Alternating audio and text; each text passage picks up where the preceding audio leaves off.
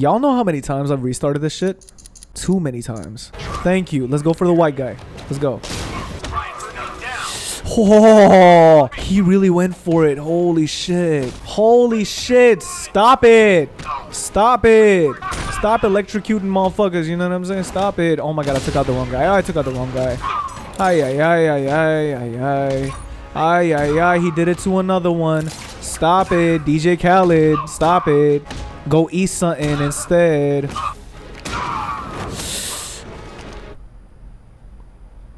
Oh.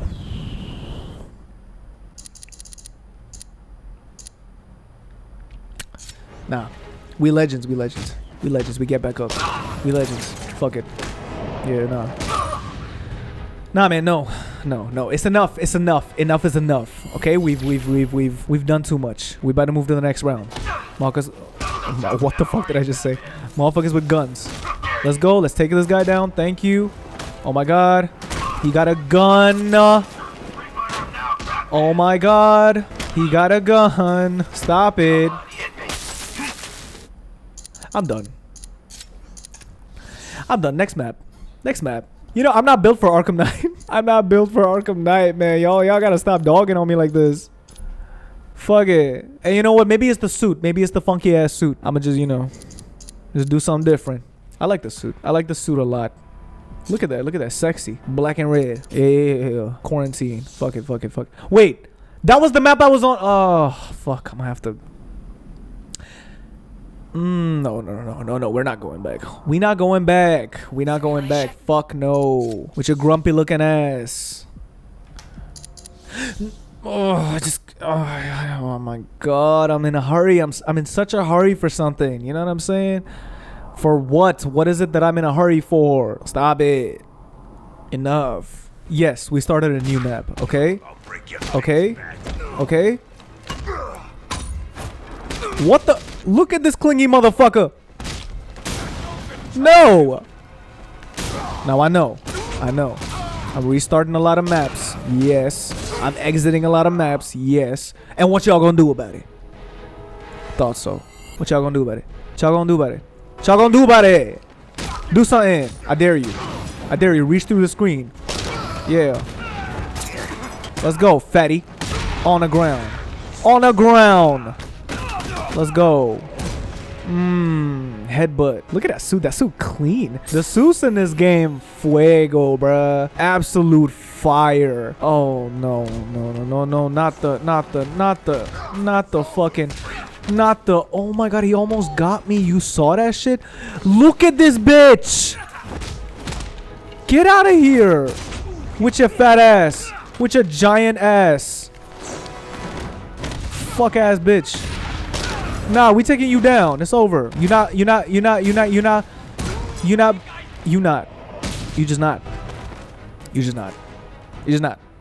I hope that's okay. Okay, let's go. What we got next? Oh my god. Do think he fucking Wolverine. No. That didn't even work. Whatever that was. Fuck it, we taking you down. Let's go. Thought she was all that, huh? Let's go. On the ground. You too, bitch. Yeah. It's over. It's over. I was not gonna let you. Wow, you really thought, huh? On the ground, motherfucker. Who's left? Oh, you was here this whole time? What? He just ran himself to death. He just ran himself to death. Brody, what is we doing? Oh, we got 3 stars. Simulation complete. Who y'all know get 3 stars like that? Who? Name one person. Shut up. I don't need to hear it. We got another map. I'm not sure what kind of map this is. I don't remember the place, but it's okay. We'll get a look. We'll take a look. Okay, this place seemed cool. It's in the city. All the places are in the city. What the fuck am I talking about? But it's in the city. We got this. Look at my clean ass. Look at that. Look at how sexy I look. Okay, now. I bet this is some kind of like there's some rules to this challenge. No. Wow, that dude just straight up looking like Red Hood. Okay, what the fuck? What is this all about? That was so many people at once. How did I do that? How did I do that? I want to know. I genuinely want to know because I don't know which button to press for that. Okay, okay, okay. No, no, no, no, no, no, no, no, no, no, no, no, no, no. Wait, he didn't get a hit off of me. How is that working? How is that happening? I don't wanna! Stop it! Fuck! I want to do it to him. I want to do it to him. No. Fuck you, bitch. Okay, we took down the big guy. Took down the big boy. Oh my god, I don't want to lose my combo. I don't want to lose my combo. Okay. Okay, we gotta do with a gun. We gotta do with a gun. It's okay. It's okay. We took him down. We took him down. Oh! What did I even do? What did I even do? I don't understand what I did. No, no, no, no, no. Not the gun boy. Not the gun boy. Not the gun. No! Please. Oh, yeah. We gonna do it to him. Bro, Brody, oh, Brody, no. You made me lose my combo again with your stupid ass gun. Oh, no. He about to. No, you're not about to. You're not about to. Now what? Now what? Now what? That's it? That's all? Oh, I only get 1 star. Did I tell y'all that we trying to get 3 stars and everything? No, I never said that. I never said that. I lied. I never said that. What we actually trying to do is go through every map because we exploring. That's what we was always trying to do. That's what I said. Y'all don't remember what I said. Y'all don't. Now y'all telling me. Now y'all looking at me like, oh, but wasn't we gonna get 3 stars in every map? Psst, who said that? Who said that? Who said that? Yeah, we're just trying to see what every map is about. What every map, you know, has to offer. Know what I'm saying? That's what we're doing. Ooh, cool map. What kind of view is that? Okay. You know what? I kind of like the suit only for one reason. It's so detailed. Like the velvet, really velveting. You know what I'm saying? They just appear not at thin air. No, no, no, no, please. Thank you. Thank you. Thank you for not dogging me. Much obliged. Let's go.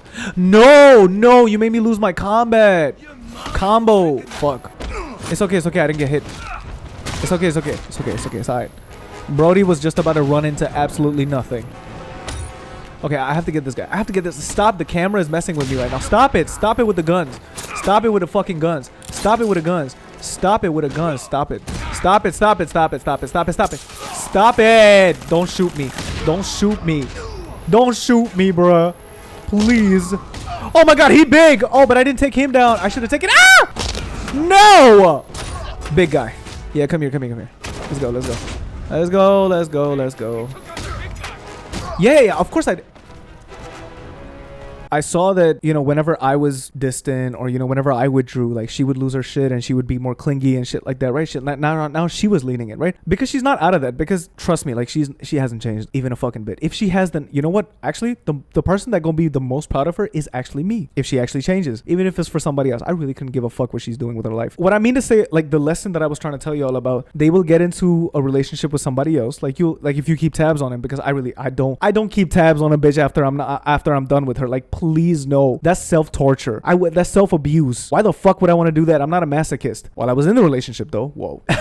I don't want to keep tabs on the bitch. I don't want to see what she's doing with her fucking life. I don't know. I don't want to know how her day is going. I really don't give a fuck. It's truly no contact for life. I'm not in a situation anymore where I will be crossing paths with her ever again, which I've made sure. Like, I don't want to do that. You know what I'm saying? So I will never find out because I don't want to find out. But I bet if you a motherfucker that actually, you know, keeps tabs, you get obsessive over them and shit like that, you want to know how they doing, and if they in the next relationship, their next real relationship, not the rebound one, I promise you they getting dogged. Now they the ones getting played. It's that generational traumatic fucking cycle that we all have been in, right? Or are in. Being available for the unavailable and being unavailable for the available. We've all been stuck in that shit, you know, for generations. We give our all to motherfuckers that are treating us like shit, and we hold back from the motherfuckers who are giving us everything. I'm telling y'all, like, this bitch wanted me, was attracted to me. I bet still fucking attracted to me, you know what I'm saying? Like, she did want me, but it's like she couldn't choose me because, again, like I said, she's not attracted to healthy shit. So I was giving her healthy shit and she was like, fuck that. That's what I'm saying. A bitch like this in her next relationship, now let's say if the person happens to be a toxic motherfucker, right? She gonna fully choose that motherfucker, right? And she gonna get dogged. She'll get played. Cheated on probably, right? Everything. The whole nine. Like I said, the relationship before me, apparently, right? She said that she was the one that got played. And guess what? That was her longest relationship. 2 years. It's funny. It's funny as fuck. If y'all stalk or like keep up with your ex or some shit like that, you will see the next relationship they get in. Now they're giving their new flame, their new boo. They giving them everything. They doing moving mountains for them, right? They doing everything for them that you had to quantum physics explain to them why like you deserve like the bare minimum. Like they moving mountains for them that they couldn't for you. But I'll tell y'all the kicker. While you seeing they're giving them everything and everything like that, right? They getting treated like absolute dog shit. Personally, I'm gonna just say this, like, because if you don't get out of that cycle, it's not that you will keep attracting unhealthy shit. You will be attracted to unhealthy shit, the toxic shit. If it's pulling away from you, then you're leaning in, right? I bet her next relationship gonna be like that. Sadly, unfortunately, I don't want it to be that way because I know what it's like to get dogged on and played like that. I wouldn't wish that kind of fucking shit on anybody. I wouldn't want anybody to be at the receiving end of that fucking behavior. Hell no. Especially not her. I said it. Yeah, I know this bitch put me through the worst. She did me in the worst way. Yes. But I still wouldn't want her to go through that. And that's why I finally left, because I found myself thinking of like scheming and plotting on her and shit. Like I thought like, oh, you gonna do me like this? You ghosted me for 6 days, I'm gonna ghost you for 12 days. I was thinking of thoughts like this. I was going back to square one, literally backtracking all of my fucking progress, all of the healing that I've done to not be toxic. I was just becoming toxic again. And I was like, no. Before I could be mean and toxic, I was like, I'm gonna go. I'm not gonna be like that again. I'm not gonna backtrack all my fucking progress. I've grown a lot. And that's why I finally left, because I was like, yeah, now I'm becoming what I hate. Now fucking can't do that. Not again. I'm better than this. And especially I wouldn't want to do that to her. You know what I'm saying? My whole goal was like, I want to make this bitch happy. I don't want to be the reason this bitch is sad. Fuck no. Even if she did me dirty. Like I don't care. The sad reality of this is that when someone treats you like absolute dog shit, they're already part of that cycle. Like they don't get out of it. People like this don't fucking change, right? Either they're in a relationship with someone they're chasing and they get absolutely dogged on, or they get into a relationship where they dog on other people. And some people don't get out of that cycle. And they're like, wondering, why do all my relationships go wrong? It's like, you're the common denominator, motherfucker. Like you have to heal so that you can say no to the toxic motherfuckers and you don't stay with them and you can receive healthy shit. Because it's not like these motherfuckers are not interested in you. That's what I'll say. Like they're not turning that interest into effort. That's what it is. I think that's the best way to put it. It's not that they're not interested in you. It's that they are not turning that interest into effort for the healthy shit that they so pray for every day. They're like,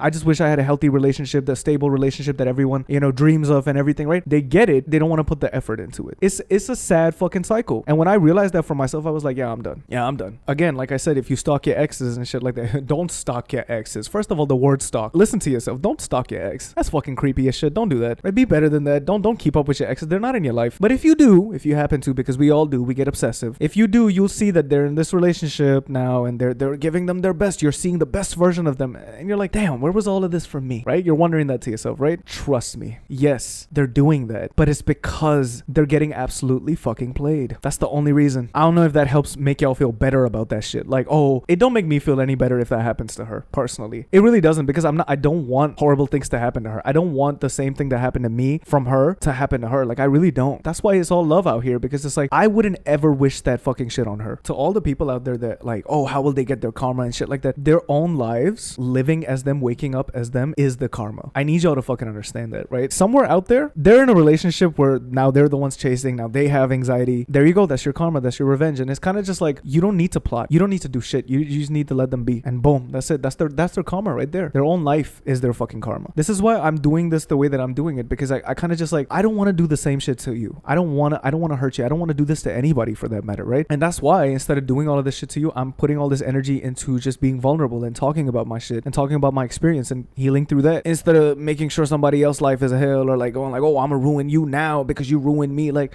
nah, man. I'm not even going to that other low, which is hoping and praying that her next relationship, like now she gonna get dogged on. That's inevitable. That will happen. It's unfortunate. If she don't grow out of the cycle, if she don't change and heal, she's stuck. She gonna be stuck in that cycle. And it's just funny because she's doing psychology. She's in that field. It's even worse for a bitch like that, because it's just like, how are you in this? You should be able to use the tools for yourself, at least a little bit. So inevitably, that gonna happen. She gonna be in the next relationship. She probably is in one right now, right? I'm seeing somebody, and sadly, because a lot of other people are also unhealed and traumatized and shit like that, right? It's slim pickings out here. Like I said, inevitable. It's inevitable. She gonna be in a dynamic where now that other person is getting distant and taking space and doing all this toxic shit, and she gonna be chasing it. She gonna give them the world, and that don't faze me. Like, I'm like, of course you are. No shit. That person is leaning out. Of course you're gonna take up all that space and you're gonna do all the emotional labor. Of course. Of course. It's just science, honestly, at this point. Like, it's just facts. She'll move mountains for this motherfucker. And this motherfucker, what is this motherfucker doing? Dog dogging on her, playing her, cheating on her, all types of fucking toxic shit. You know what I'm saying? Even though she did me dirty, even though she did me like that, I wouldn't pray or hope ever in my fucking life. Like, I would never even think it. They're like, oh yeah, you know what? I hope in the next one you go through the same thing that I went through. You know what? Good. And if she does get dogged on in the next relationship, and if I hear about it or some shit, not even for a second am I gonna think, oh yeah, good. You know what? You got your karma. See?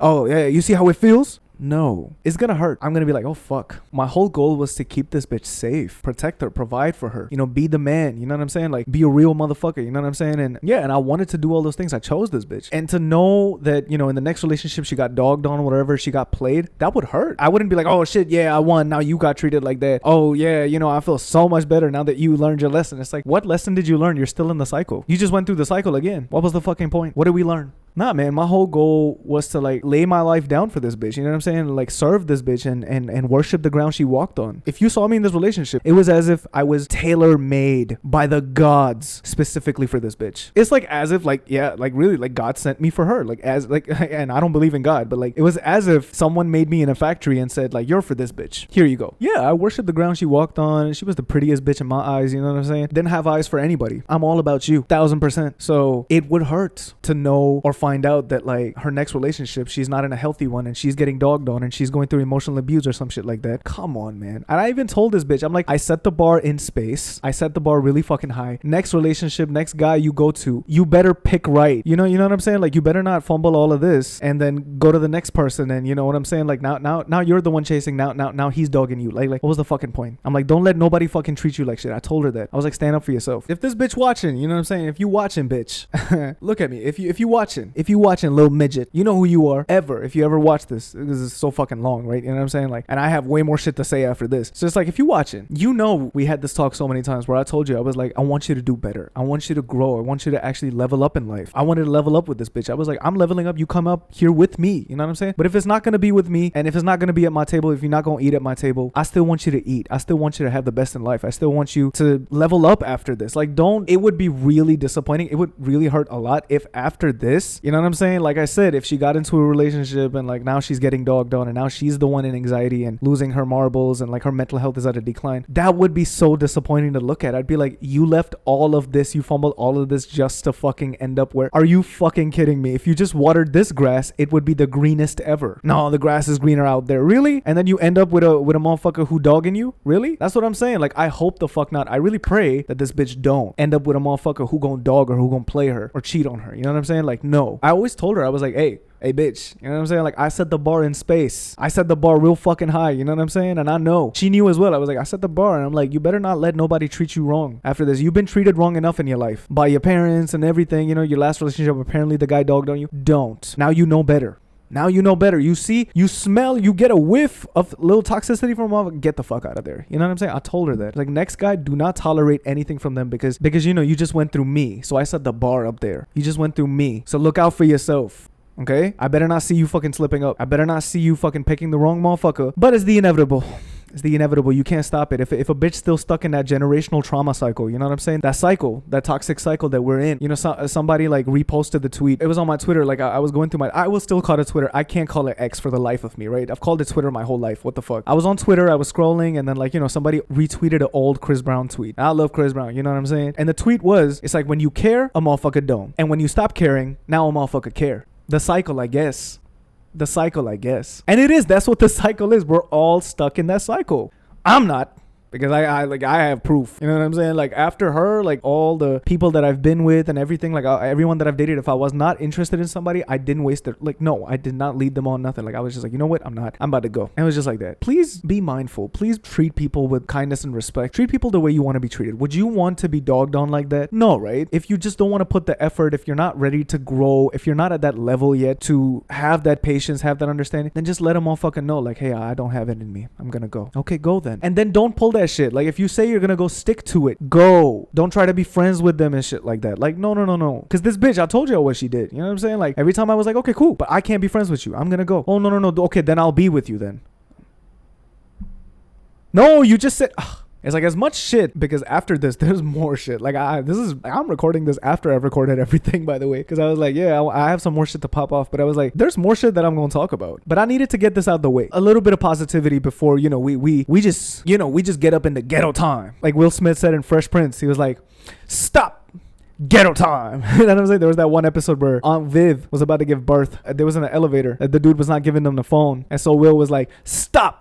Ghetto time, right? Before we get into ghetto time, I had to get this shit off. I had to get the positivity off, because it's like, and she would always say this, it's like, oh yeah, you know what? I would hate me if I were you. She always told me that. How do you not hate me? Like, I would hate me if I was you. And I'm like, how? How can I hate you, bitch? I don't hate you. It's just kind of like indifference. That's what they be calling it nowadays. It's like indifference. I'm kind of in like the middle now. I really don't care. I don't care. Because hating would also require effort. Now I'm just sharing my experience. Now I'm just healing, and I'm saying now I'm indifferent. I don't care enough to love you. I don't care enough to show it in my actions anymore. And I don't care enough to hate you either. Like I just don't. How can you hate somebody that you grew to love, that you learned all about their insecurities, their everything that makes them tick, and you fell in love with all of that shit? You grew to love it. All the shit that they saw as like flaws, like little things about their body and shit like that. You know what I'm saying? Insecurity. Anything. It could be anything. Anything that they felt like they was not enough in. You grew to love it. Nah, man. But I see you. I see right through you. How can you hate somebody like that? Even if they did you dirty, you just can't. When you open your heart up like that, like this, when you like open your bra up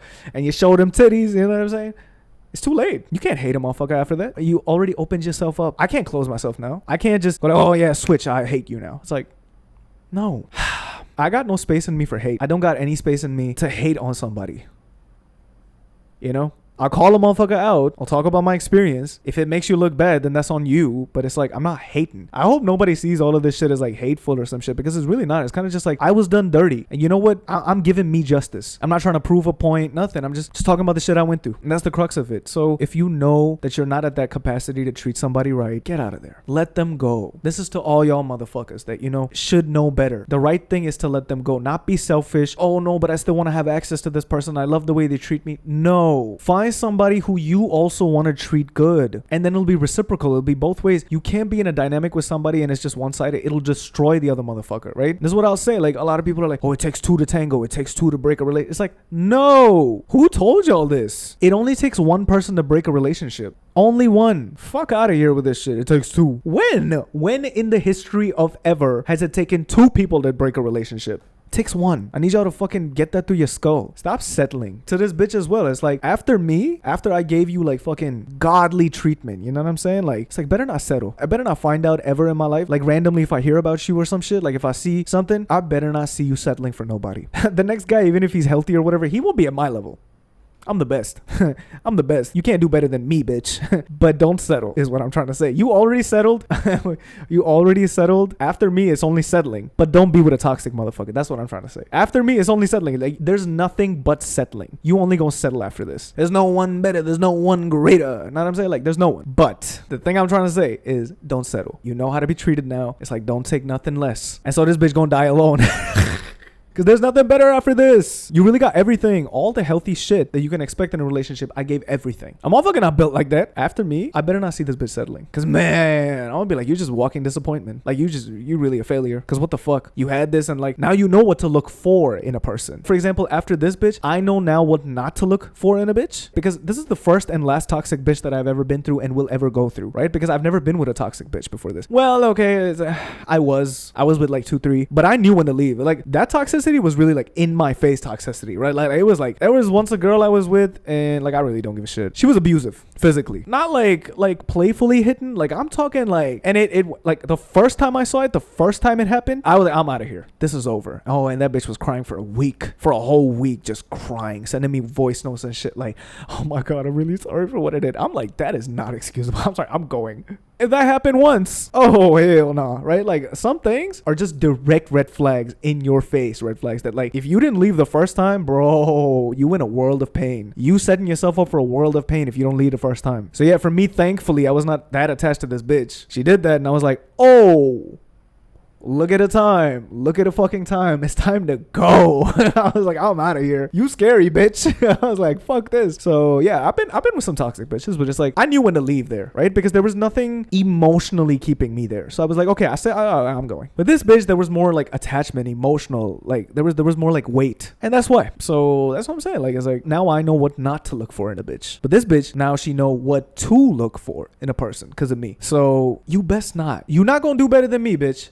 But please pick the healthy option. It's not going to be better than me. Trust me. Trust me when I say this. It's not going to be better than me. It's sad. I know it's very unfortunate. You're not going to get better than me. Yeah, I know that. I understand. It's okay. It's all right. It's okay. You live. You know, you can still get a healthy option and, you know, it won't be better than me. But like, pick healthy, please. Best not see this bitch settling. Like, you going to be settling. Like, trust me. You going to be settling. Next motherfucker, whoever it is, right? You're gonna be settling. Whoever it is. The next bunch of motherfuckers, you know? You're gonna be settling for life. But settle for a good motherfucker. Settle at least for a good motherfucker. Not a toxic motherfucker that can ruin your life. Because I'll say this, right? The most toxic thing a toxic motherfucker can do, and y'all not expecting this answer. The most toxic thing a piece of shit like that can do is stay and remain toxic. So the only toxic thing that they're not doing is leaving you or abandoning you. But everything else, oof. I mean, look at y'all parents. I mean, to all of y'all that watching, right? Y'all know how your parents made it. My parents included. Fuck it. You know what I'm saying? My parents also. Y'all know. People with two parents who haven't gotten divorced. Y'all know for a fact that the reason y'all are here. Oh, y'all know. Y'all know. They may have not gotten divorced. Mommy, daddy may have not left the picture. But it's way worse. Personally, I don't know which one's worse. If it's getting divorced or a child having to go through two parents that are just dog shit to each other. You know what I'm saying? Like, or one parent is dog shit to the other. Usually, I don't know which one's worse. Is it divorce or is it staying and just be like raising a child in a toxic environment? I don't know. I'll never know. I've never been through parents who've been divorced, right? So I would never know. Like I said, the most toxic thing that a piece of shit can do is stay. If they left, they did you a favor. Take that as the biggest fucking blessing in your life and move. That is the nicest thing a toxic motherfucker can do, is leave. At least I'll give the bitch some credit over there. She recognized her patterns and was aware. But of course, you know, she was not able to stop it. She said it outright. She was like, oh, it might take forever to overcome this mess that I have. I felt bad because it was like, yeah, man, you know, and messed up you are and everything with everything that you've been traumatized with. It's sad. It's sad. Fuck her parents, honestly. Fuck her parents for doing this shit to her. Fuck her parents. Motherfuck her parents for life. Spawns a Satan for doing this to her. Yes, it's messed up. And it's just sad, honestly, when you look at it. It's like, it's just, when she said that, it hurt. I was like, how I'm gonna hate you? She said it. She was like, you know what? Like, this mess that I have, I'm so sorry for putting you through this mess. So it's not like she didn't have any accountability or awareness. She did. She knew everything. And she even outright admitted it. She was like, yeah, I've been horrible to you and everything. And so, yeah, I'll give the bitch her flowers over there. You know what I'm saying? Like, she really did. And whenever she left, she really did do the right thing. And that's why the last time we broke up, I'll tell you, like, I thanked her. It was genuine. I was like, thank you. Because this is a decision I could have probably never fucking made. I was suffering. I was dying out here doing emotional labor and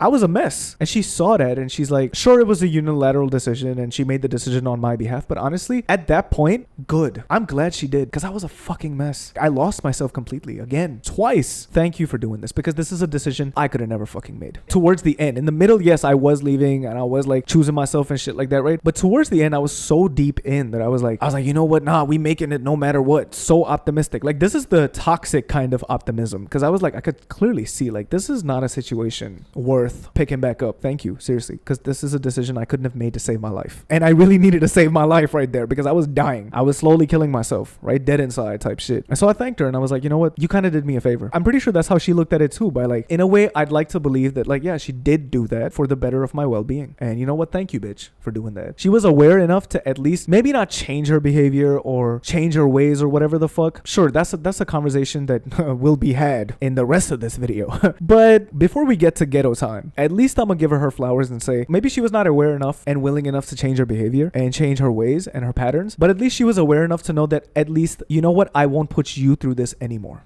Real shit. Respect to that bitch. At least she was aware enough to know that I don't want to put you through this any longer. Like, I've put you through this enough. I can't stand doing this to you anymore. It doesn't sit right with me that I'm doing this shit to you anymore. Like, I'm done. Because I was like, yeah, it was ruining me. The whole situation of it, like the parents, everything. It was just a whole mess. In the near future, it was really not looking like anything could get better after that. And I was like, towards the end, at least I can say like we both was suffering. I was like, hey man, you know what?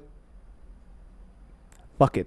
fuck it. We're breaking up for a stupid fucking reason, but maybe there's a bigger picture. And that was the bigger picture. I was too optimistic for my own good in that situation. At least I can say. Like my optimism really went too far. We can do this. No, fuck no. This is not salvageable, bro. Props to her for making the right decision, making the hard decision. Cause I'll give it to this bitch. Like I know for a fact that like, you know, she did love me enough. She did care about me enough. And I bet it was a difficult decision for her too. Because yeah, like she wanted me. She loved me. And if it was not for her situation, which was like her parents, how bad it was, right? With how bad it was getting with her parents and like life with the two of us, life with each other was really not looking like, with her parents and everything, it was really not looking dandy. And I was just kind of like, yeah, I think this is it. This is really like the final expiration date. Like we about to call it quits now. Yeah. And I bet it was a very hard decision to make, to let me go.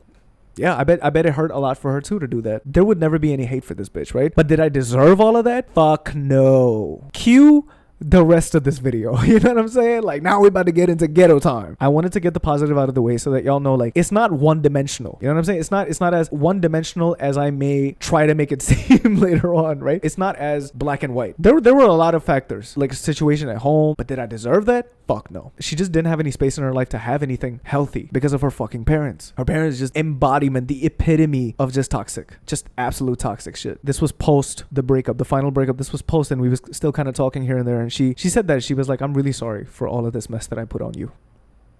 I couldn't help but feel bad and kind of go like, nah, man, you know what? No. Nah, fuck it. Nah. You good. You alright. We all doing this life thing for the first time. And she was like, yeah. And she said like, yeah, this was new to her. And this was new to me too. I really wish this bitch all the best. That you do better and you get better and you not just try to feel better. The moment you stop trying to feel better in the moment, temporary peace, temporary, fuck this word, temporary peace. As soon as you stop trying to chase like little dopamine hits and like work towards the better, oh, you gonna have long-term peace. Just know that. I hope shit gets better. I hope you get away from those fucks. You know, your parents. You know what I'm saying? Really fuck them. They really put us through hell. You know what I'm saying? I'm looking at this bitch right now. Like, if you listen to me and you both, bitch, they put us through fucking hell. We didn't deserve that. We did not deserve that. We had a good run. I'll say that. I'll say that to this bitch. It's like, we had a good run. We did the best with what we could. And you know what? Respect. Even though I got dogged on. Respect. I don't give a shit. That's what it is, man. Yeah, I really hope you do better. You know, you achieve all the goals you want in your fucking life. You end up in a stable, healthy fucking relationship and you don't settle. Fuck. But yeah, it was just really sad. That's when I realized I was kind of like, you know what? At least she's aware enough to know that she can't change right now. She don't know how to maybe like navigate this and get better, even though you took psychology. Like I just, but anyway, even though, you know, you didn't change and I might be in a horrible fucking place right now. Like I can't reciprocate the same love back to you and shit like that, even though I really want to, but I can't. I'm in this toxic environment and everything like that, right? So I can't change for you at the moment. I know all of this shit about me and I have these like fucked up patterns and like, you know, cycles and shit that I can't get out of, these behaviors. And I know I've put you through enough of this shit, but it's never too late to do the right thing. And so she did the right thing by saying like, hey, at least now, even if it may seem like it's too late, like all the damage has been done and everything, at least now I won't put you through this anymore. Remove myself from this fucking shit. Even though later on she fucking didn't. She kind of didn't. She was still like, we were still talking and everything, but then I finally booted out of this shit, right? I finally was like, nope. I don't think there's ever a final conversation we could have had. There was no more conversation to be had. It was kind of just like, it's over. She texted me after like maybe like 12 days or some shit of not texting me. And I was kind of just like, I saw that and I was like, yeah, it's over. Yeah, it's over. I don't need to respond to that. You live in your life just fine. And I'm living my life just fine. You know what? We about to move now. We about to move past this and we about to put this shit behind us for good. And that's why I say like, I wish this girl peace. I truly do, because hearing her talk about it like that, you know what I'm saying? Like, I'm sorry for putting my mess on you and shit like that. It's like, oh man, fuck me. That's how you know a bitch is aware. That's how you know a bitch really do feel guilty and bad for what she fucking did. And it's like, you know what? Yeah, you know what? I think enough is enough. I don't need to tell you anymore what you fucking did. You know what I'm saying? Like, fuck this resentment shit. Like, cause yeah, it's not good to be resentful. Cause I felt myself slowly getting more resentful and more resentful. I was like, and when I saw that, I was like, nah, man. Now the rest of this video, bitch. Oh yeah, it's ghetto time. It's ghetto time after this. But yeah, I had to get the positivity out of the way first, because that's what I tried to convince her the whole time. I was kind of like, you're not a bad person. You're just doing bad shit. Because she thought anytime I called her out for some shit, she was like, oh, I'm being blamed for everything, or I'm being a bad person. It's like, no, I'm just calling out the behaviors. That's it. If I thought she was a bad person, if I thought she was a piece of shit, would I have stayed this fucking long? Would I have like, I'm trying to have a conversation with you past all of that. I'm still here, aren't I? Like, you think I think you're a bad person? Really? Are you really that convinced? No, bitch. I see through you. I don't blame you for all of that. I don't blame you for anything. I'm just saying, like, hey, in a dynamic, let's just talk about it. And that's it. Like, I'm sorry that you think that. I'm sorry that you think any criticism or any feedback or any like call outs is the equivalent of, you know, now you're being blamed for everything, or now you're the ultimate bad guy. And it's like, you're not though. Or maybe you are. If you think that, then maybe you are. I don't know. Fuck. I don't know. You're the one saying it. Oh, so I'm the bad guy now. It's like, oh, maybe you are, bitch. It's like if you really think that about yourself, then, you know, I wish this bitch the best. I wish peace for you. You know what I'm saying? I really wish you go through your healing, and it gonna be painful as a motherfucker. You know what I'm saying? If or when you do heal, because there's, for people like this, oh my god, like, oh, sometimes, even this bitch included, sometimes a motherfucker never change. It's sad to see because you love them at one point and it's like, oh man. But if or when she do change and decide to heal and is sick of herself, the only time she's gonna do it is when she's truly sick of herself. She's not yet. When she's sick of the situation she's in, when she's finally like, oh fuck this, I'm personally, I can't, I'm irritated looking at myself now. When she finally go through that, that is when she'll change. That is when she'll heal. And when that happens, oh, that bitch gonna be uncomfortable, overwhelming, and all kinds of fucking pain. Like, that's a world of pain. Healing is a world of fucking pain. So be prepared, bitch. You gonna face everything all at the same time. Like, everything, everywhere, all at once. It's true. And I saw that movie, by the way. Heavily recommend that fucking movie to y'all. Everything, Everywhere, All at Once. What a fucking movie. Oh my god, I finally saw it after so much time of me putting that movie away. And I was like, oh, I'll watch it. I never watched it. Finally watched it this year. What a fucking movie. Wow. A24, y'all did your thing. You know, all the actors in it did they thing. Ooh. The husband was my favorite out of everybody. You know what I'm saying? Like, the guy, I won't say much. I don't want to spoil y'all. But anyway, like I said, they're like, yeah, there's no hate. It's just like, I really do wish you all the best. And it's peaceful. And I really hope that, you know, you find healthy and stable love, because we all deserve that. And not just find it, but also maintain it, sustain it, and put effort into it to make sure that from both sides is healthy and stable. I'm looking at you, bitch. You know, you might get it again. You might get that healthy fucking love again. But what you gonna do then? Is you gonna repeat the same shit you did with me? Better fucking not. You know what I'm saying? Better keep it. Better sustain it. Better maintain it. And better work hard to fucking keep that shit. Get out of that toxicity, bitch. I want better for motherfuckers. Like, because if I were to sit here and go like, oh yeah, you know what? I hope you suffer. It's like, how are we as a people changing? How are we as a people getting better if motherfuckers just, after going through a bad time, they just plotting on other motherfuckers? Like, no, I'm not about to be one of those people who are like sitting here and is like, oh yeah, you know what? Since you did me dirty, I hope the worst for you. I pray the worst for you. I wish the worst for you. No! We don't move and get better as a society, as a community of people, as human beings, by being this way, by being resentful and shit. Like, no, I do wish the best for you. Maybe not at my table anymore, but I do wish the best for you. I do wish better for you. Hell yeah. I pray better for you. I hope you do better, bitch. I hope you do better in life. Move up in life. Do better. Pick a healthy, stable partner, like you did with me. You made this mistake once? Okay, cool. You know what? You fumbled me, but don't fumble the next motherfucker who comes into your life. And if he's healthy and if he's stable and shit, don't fumble that. Please, no. Then you can't be the same bitch that will now complain like, oh, you know what? Nothing good comes in my life. Like, bitch, because you keep fumbling it. Nothing good stays in your life because you don't put the effort to keep it. You can't be like, oh, nothing good comes into my life. No, that's not fucking true. You just don't keep it. You just don't know how to keep it. Even if you know how to keep it, you don't do it. Good things can come into your life, but you got to maintain it. You got to sustain it, right? You got to put effort. Everything is hard work. Everything that you want in life, everything that you fucking desire in life, hard work, pressure. So yeah, man, all the best to you, bitch. And it's love, it's peace. But stay the fuck away from me. If you're not changed, if you're not dead anyway, stay the fuck away from me. Because I'm not interested anymore. Because if you come back into my life, I might treat you like shit. No, I'm not gonna treat you like shit. But like, it's like, I'm checked out now. Like, I'm mentally checked out. So don't be watching this. Don't be fucking coming back. So I'm checked out. I'm not interested anymore. Please live your life now. You wanted this. You got it. Now be happy. Stay away from me. Like, our lives are separate now. You know what I'm saying? I wish you all the best. It's all love, man. Because I can't be that guy. Like, oh yeah, you know what? You did me like that. Fuck you. Like, it is fuck you for all the things you did to me. But it's not fuck you in general. It's kind of just like, no, because I know this bitch. That's another thing. You can't hate somebody you've grown to know everything about. Like, you studied them pretty much. You did a whole course on them. Like, you know them. You know all their insecurities, their vulnerabilities, their little sensitive spots and everything. After that, really? I grew a lot being with this bitch as well. So yeah, I learned a lot of things about myself. I don't think I've grown as much in my whole life than I have in the last like 4 or 5 years. And this bitch is a part of that growth. And I hope she did too, to some degree. I really hope that, like, you know, you grew as well, like I did. Cause I sure as fuck did. Cause I've made different decisions in my life now moving forward. In different aspects of my life, I've done things differently. And I'm very happy to be doing those things. It is uncomfortable as fuck to be, you know, to be doing things differently and like not being, but that is how it is. When you want different, like when you want things, you gonna have to change. You gonna have to change yourself. And I did. And in different aspects of my life, I've done things differently to want better outcomes, you know, to want better results and better shit for myself. And it is uncomfortable to not be stuck in my ways, to be comfortable and choose the comfortable path. It is. It's uncomfortable as fuck. It's painful at times, you know, like, oh shit. But you know what? I'm not a stranger to that. I'm not a stranger to that. And it wasn't as uncomfortable for me because I'm not a stranger to that shit. Because my whole life has been new information comes my way. Oh, time to change. So for me, that uncomfortability has not ever been as uncomfortable. It's never been uncomfortable enough to make me step out of some shit, to make me back out of the fucking struggle or the fight or the war that I'm fighting, right? It's like, it's never enough. The uncomfortability is never enough. It's never overwhelming enough to make me step out of this, to make me step out or quit on some shit. I'm not a quitter because my whole life has raised me and pretty much like prepared me for even tougher battles. So you'll never find me being like, oh, this is too uncomfortable. Nothing too uncomfortable, nothing too overwhelming for me. My whole life has prepared me for that shit. So something gonna come my way, I'm gonna be like, okay, let's do this. Let's do this. Let's fight this shit. All teeth out. You know what I'm saying? All teeth out. Like all 32. How many teeth do we got?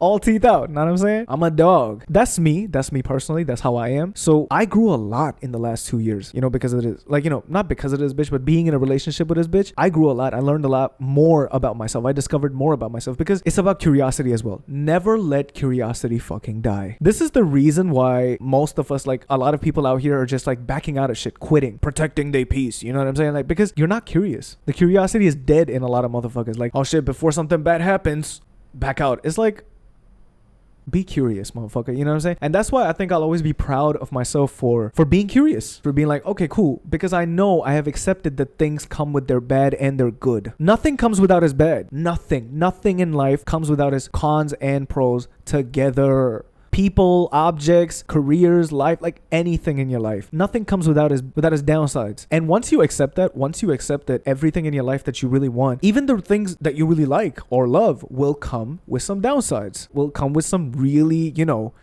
like some really deal breaker motherfuckers, you know what I'm saying? But you have to keep going. Are there a lot of downsides with the shit I do? Yes. But you'll never find me complaining about that shit. Because yeah, that's for the back. Yes, I've acknowledged it. Yes, it's hard. I may get my little venting out a little bit, but you'll still see me the next day, ready to go. Yeah, let's do this shit. It's like, oh, but you was complaining how bad it was. Yeah, but I'm still here, motherfucker. I'm still about to go. I'm still about to do it. Because I want this shit, motherfucker. I'm passionate. I love this shit. I live for this shit. No struggle, no fight too tough. Bring it on, motherfucker. There was one time I was like, if there's a God, if there's somebody up there, motherfucker, look at me. Bring it on. Bring on your next tragedy. Let's face it. Yeah, whatever you got, give me your worst. You've already given me your worst. You know what I'm saying? You already given me what I thought was your worst my whole life. Level up, motherfucker. Give me your worst. Bring on the next. On to the next. Know what I'm saying? What's next? That's how I live my life. Bring it on, bitch. I will be the last person. But you will never see me walking out or quitting on something. No, I'll stay right there. Till I've exhausted myself. I'm done. I really put my 100%, my 1000% into everything I do. Even things, let's say there's a job that I don't like doing as much. And I've been through a lot of jobs like that, right? There's a job that, you know, it doesn't align with my shit, but I put my passion into it anyway and I make it fun for myself. So you won't see me like brooding or unhappy over there. Like I had a boss in one of my jobs, like I was working at a Krispy Kreme and she'd look at me and she'd be like, how are you coming into work every day just happy as fuck? You're the first one here, you're the last one to leave, and every day. And I'm like, yeah, it's because motherfucker, I'm not a sad motherfucker. Like I find happiness. I find the positive. I try to find the positive in everything I do. This is just the experience. That is what life is, you know. It's like, it's an experience. Everything is an experience. I'm trying to take what I can get from this experience. And there is always something you can take from any and every experience. Trust me. Every single experience out there. There's something to take away from it. And so I go into every experience, even though, you know, like it's just a pile of just trauma, right? I'm just like, what can I take from this? What am I learning? What did I learn about myself? What did I learn in general? What am I going to take from this? You know what I'm saying? That's how I've been taught. My mom always told me this. My mom always told me this growing up. She was like, give it your best. Give everything you have, motherfucker. Give it everything everything you got. Don't be worried about the outcome. Don't be worried about the fucking result. Worry about the journey. Enjoy the fucking journey. Put your everything into the fucking journey. The results will come on its own. And if the results don't come because you focused on the journey, you're not worried about the results. So you're gonna look back at it and go like, man, that journey was fucking awesome. The result don't even bother you. Whether you failed, whether you succeeded, whether you truly got what you wanted out of it, or you're satisfied or not, what will satisfy you in the end is just the experiences. It's just the hustle of it all. It's just the hard work and the blood, sweat, and tears. Because a result, like a grand outcome or a result, right? What is that for at the end of the day? Is it to prove it to yourself, or is it to prove something to everybody else? Oh, look, I have a certificate for the things I did, like, or I have like a medal or some shit. But the real medal is just the experience you went through. That shit was golden. That shit right there is the trophy, the fucking experience. Like I went through something a lot of people don't, and I cherish that. And so yeah, the experience I had with this bitch, I cherish it. And I'm like, yeah, that was, you know what? Awesome. Roller coaster of emotions, but I learned a lot and I get right back up. And that's what it is. It's like, I never stay down. I will fall down a lot of times. And that is what I've accepted. It's like nothing comes without its good and bad, without its pros and cons. Because a lot of people, because they don't accept that, right? As soon as they see the cons, they're like, oh, it's time to leave. How you gonna live your life? Because anything and everything will have that. Pros and cons both. So you gonna run away from everything? Pussy. One thing I accepted early on in life, because of how many difficulties and hardships that I've been through, is nothing, and I mean nothing, comes without its pros and cons. And the negatives should not be a fucking reason. Unless the negatives truly outweigh the positives, it should not be a fucking reason for you to quit. And second thing I've learned is like, I may fall, and I will fall many times. It's not about that. It's about, motherfucker, you gonna pick yourself back up though? You gonna have to pick yourself back up. I will pick myself the fuck back up, and that is something I will always do. I've gone down a lot of times. I've taken so many falls, L's. I took that shit with grace.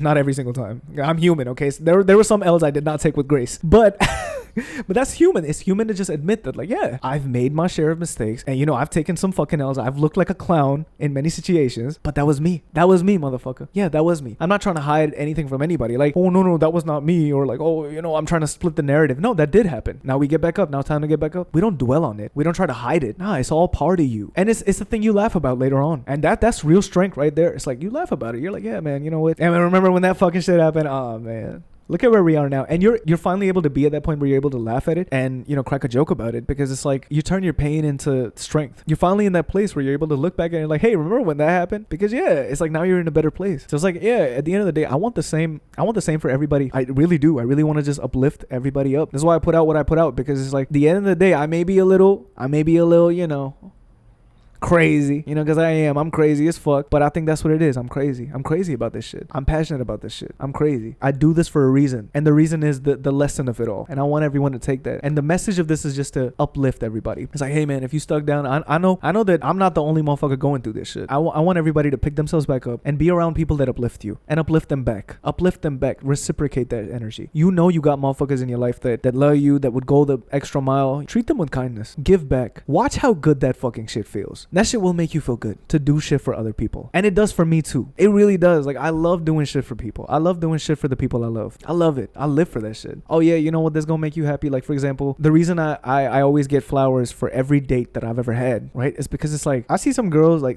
actually most girls that I've dated, they tell me this. They've dated other people before me, and they say like, I've never gotten flowers. I'm like, how has nobody gotten you flowers? Fuck. Like, I'm really the first one in a lot of motherfuckers' lives to get them flowers. There was one time my friend, right, one of my closest friends that I've known for years now, since university days, and he's my boy, you know, he's my buddy, I love him. I got him flowers earlier this year. I got him his favorite flowers. His favorite flowers is like sunflower, and I think he likes, there's one more, I can't remember for the life of me. There's one more, I think it's tulips. Yeah, it's tulips. He likes tulips and sunflowers, right? I got it for this motherfucker, you know what I'm saying? And everybody, you know, they look at me, oh, you got him flowers? Well, what is that a thing guys do to get each other flowers? Yes. Maybe not for you, maybe you ain't seen it, but like, yeah, it's a normal like, give motherfuckers they flowers, you know what I'm saying? He's my friend, he's my best friend, and I love him. That's my dog, you know what I'm saying? Like, yeah, he's always been there for me. He's a real one. And so I made him a card as well, right? I wish I could show y'all the fucking card. I have a picture of it as well. I wish I could show y'all the fucking card. I drew and I put all of this effort into like writing him something and like making him a card. I did the card and flowers, and I gave him that. It's like shit like that goes a long fucking way, man. I know for a fact that whenever I got some stuff like that, especially from the bitch, I'll say this is the positive impact that y'all making. It's like, even to the bitch, like, I'll give her flowers. It's like, whenever she made me these cards and like these things she would put so much effort into, which is paid off, you know what I'm saying? Like the little origami shit that she did, the flowers, especially the fuck. I wish I could fucking show y'all. Oh fuck. It's like right there. I don't throw these things away. I never. And this bitch, you know, she made me you know, these origami flowers, and there was like multiple of them. It was not just one. It was like it was like a bouquet of origami flowers, right? Man, I was so, like, this shit goes a long way, man. It was handmade. It really like it. She put herself into that shit. You know what I'm saying? And that's what it is. And you expect me to hate a motherfucker like this? Yes, the bitch dogged on me. The bitch did me dirty. Yes, but she had her good qualities too. I'm not going just like I'm not just gonna fly over my fucking head. Because at one point those qualities I was magnifying it. I was like overhyping it. You know what I'm saying? It was like it deserved the hype. Like bitch, yeah, the efforts that you did put, no matter how less or like it doesn't matter. Like it really went a long way. I hope you know you did. You know, you did make a motherfucker feel. And that's why I'm here. Of course, that's why, because you made a motherfucker feel. No shit. It's like I'd die before I could ever conjure up a fragment or a fraction of hate for this bitch. Like I can't. I tried it. I really did. I really tried to hate this bitch. I couldn't. Every time I saw this bitch face, can't be mad at you. Because I know you in and out. I've seen you. I've seen right through you. I understand you on like a psychological level, on a soul level, on every type of level. Like I know your heart. Like I know you not. Shit goes a long way, man. Be kind to others. Be good to others. You know what I'm saying? And know when to also stand your ground and respect yourself. It's a balance of both. It's not like, oh, I do everything for everybody, but you know, I dog on myself and I stay through disrespectful situations. No, balance. No extremes. We take care of ourselves and we take care of other people too. You know what I'm saying? We need to have each other back. Like we all we got. We're human beings. We're meant for fucking connection. We're built for this shit. This is what we're fucking built for biologically. And we're really gatekeeping this shit. And we're like, no. We're holding ourselves back from being human.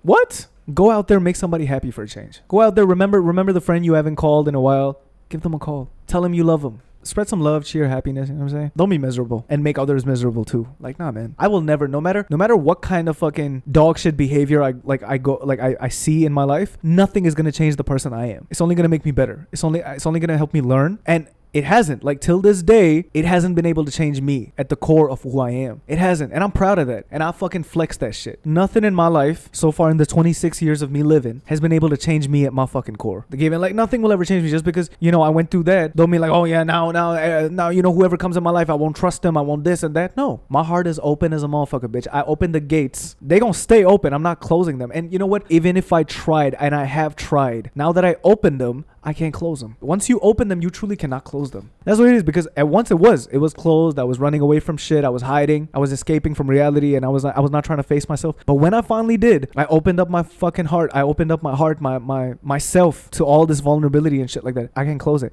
And sometimes it'd be a bitch. Sometimes I'd be saying like, oh man, I really wish I could just fucking close the gates again, but I can't. I really wish I could just go back to the old me, but I'm like, no, I can't. And I look at myself, I'm like, snap out of it. Rayhan, no. You don't wish you could go back to the old you? No. Other people and their actions should not make you want to fucking go back to the old you, or, you know, backtrack all your progress. We gonna keep getting better. It's only going up from here. There's no going back or down or looking back. No. It's only forward from here. And I'm proud of myself for, you know, never letting anything fucking change me. I heard this from a Korean movie, by the way. Heavily recommend.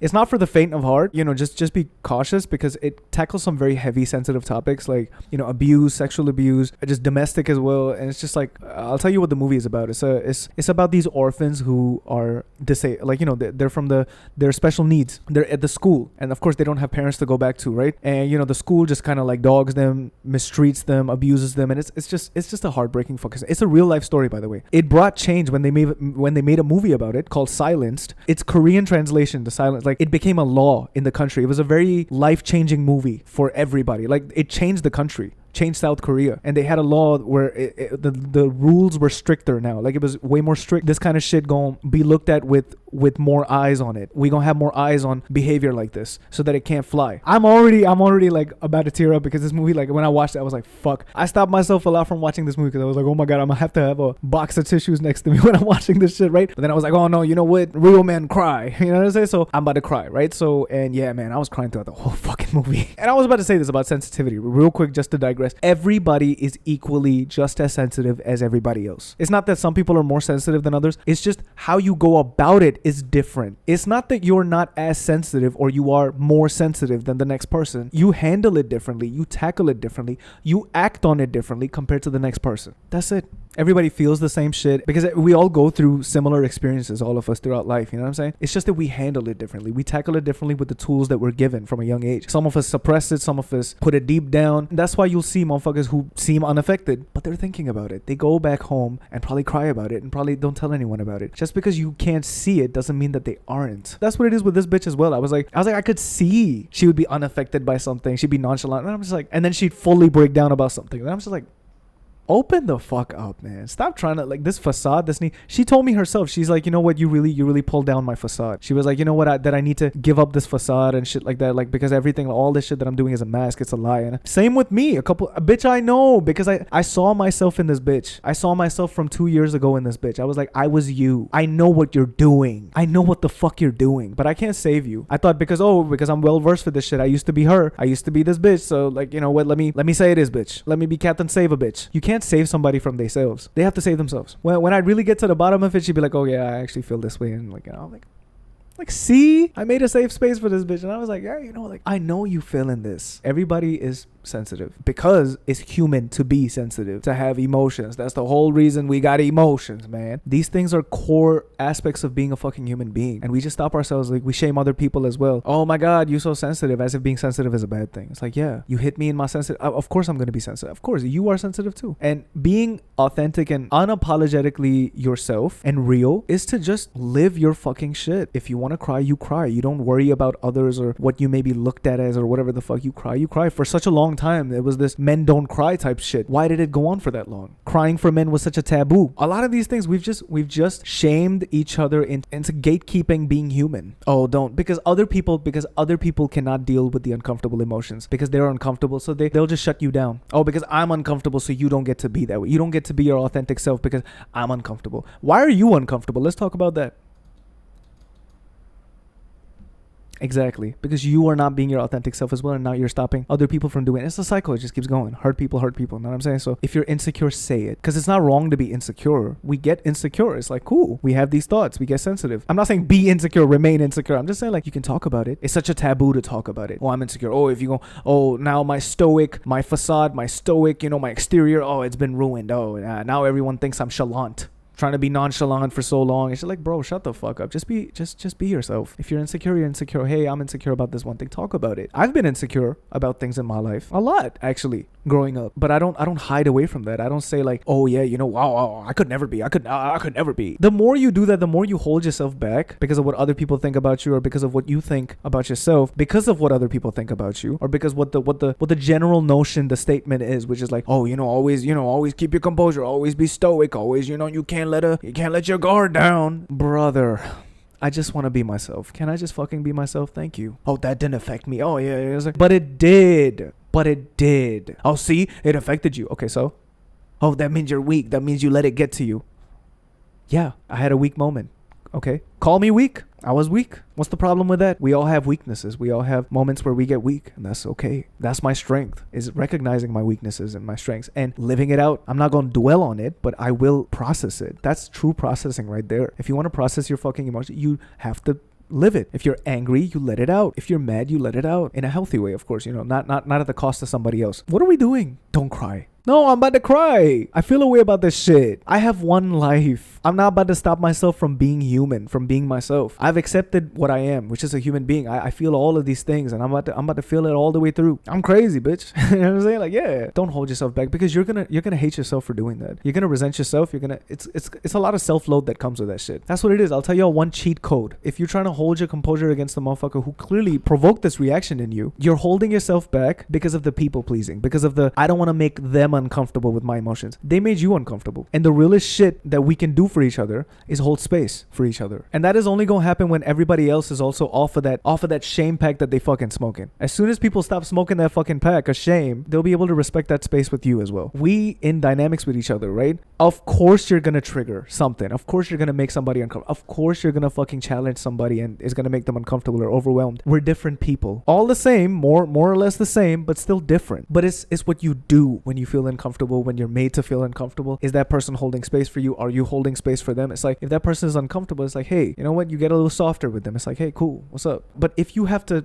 shape shift, leave. You're being your authentic self, but you're like, no, I need to fit into a box, and you just keep shrinking and shrinking and shrinking. If a motherfucker holds that space for you, awesome. If they don't, leave. They should hold that space for you. It's like, yeah, man, I'm here for you. We all going through something. You not being yourself because you afraid it's gonna make the other person uncomfortable. Oh, you know what? You think you being a burden. Be a burden. With the right people will allow you to be that fucking burden. You got examples in your life as well where you can, and you've seen it. You've seen good examples of when you were, it was embraced with open arms. It was given a safe space. It was given compassion. It was given patience and understanding. It was not given dismissal or deflect or, oh no, don't do that over here. Oh, don't do that now. Oh, but I'm having a bad day. I had a headache. I'm gonna give one more example. I know we all positive right now and everything. I'm gonna give one more example of this thing that I was talking about, right? Whenever I came to this bitch with a concern of mine or something like that, and I was being vulnerable, right? Oh, you had to do that now? I was having a bad day already. I had a headache. You had to bring this now? You couldn't come to me with this tomorrow? This happened multiple times. It's like, bitch.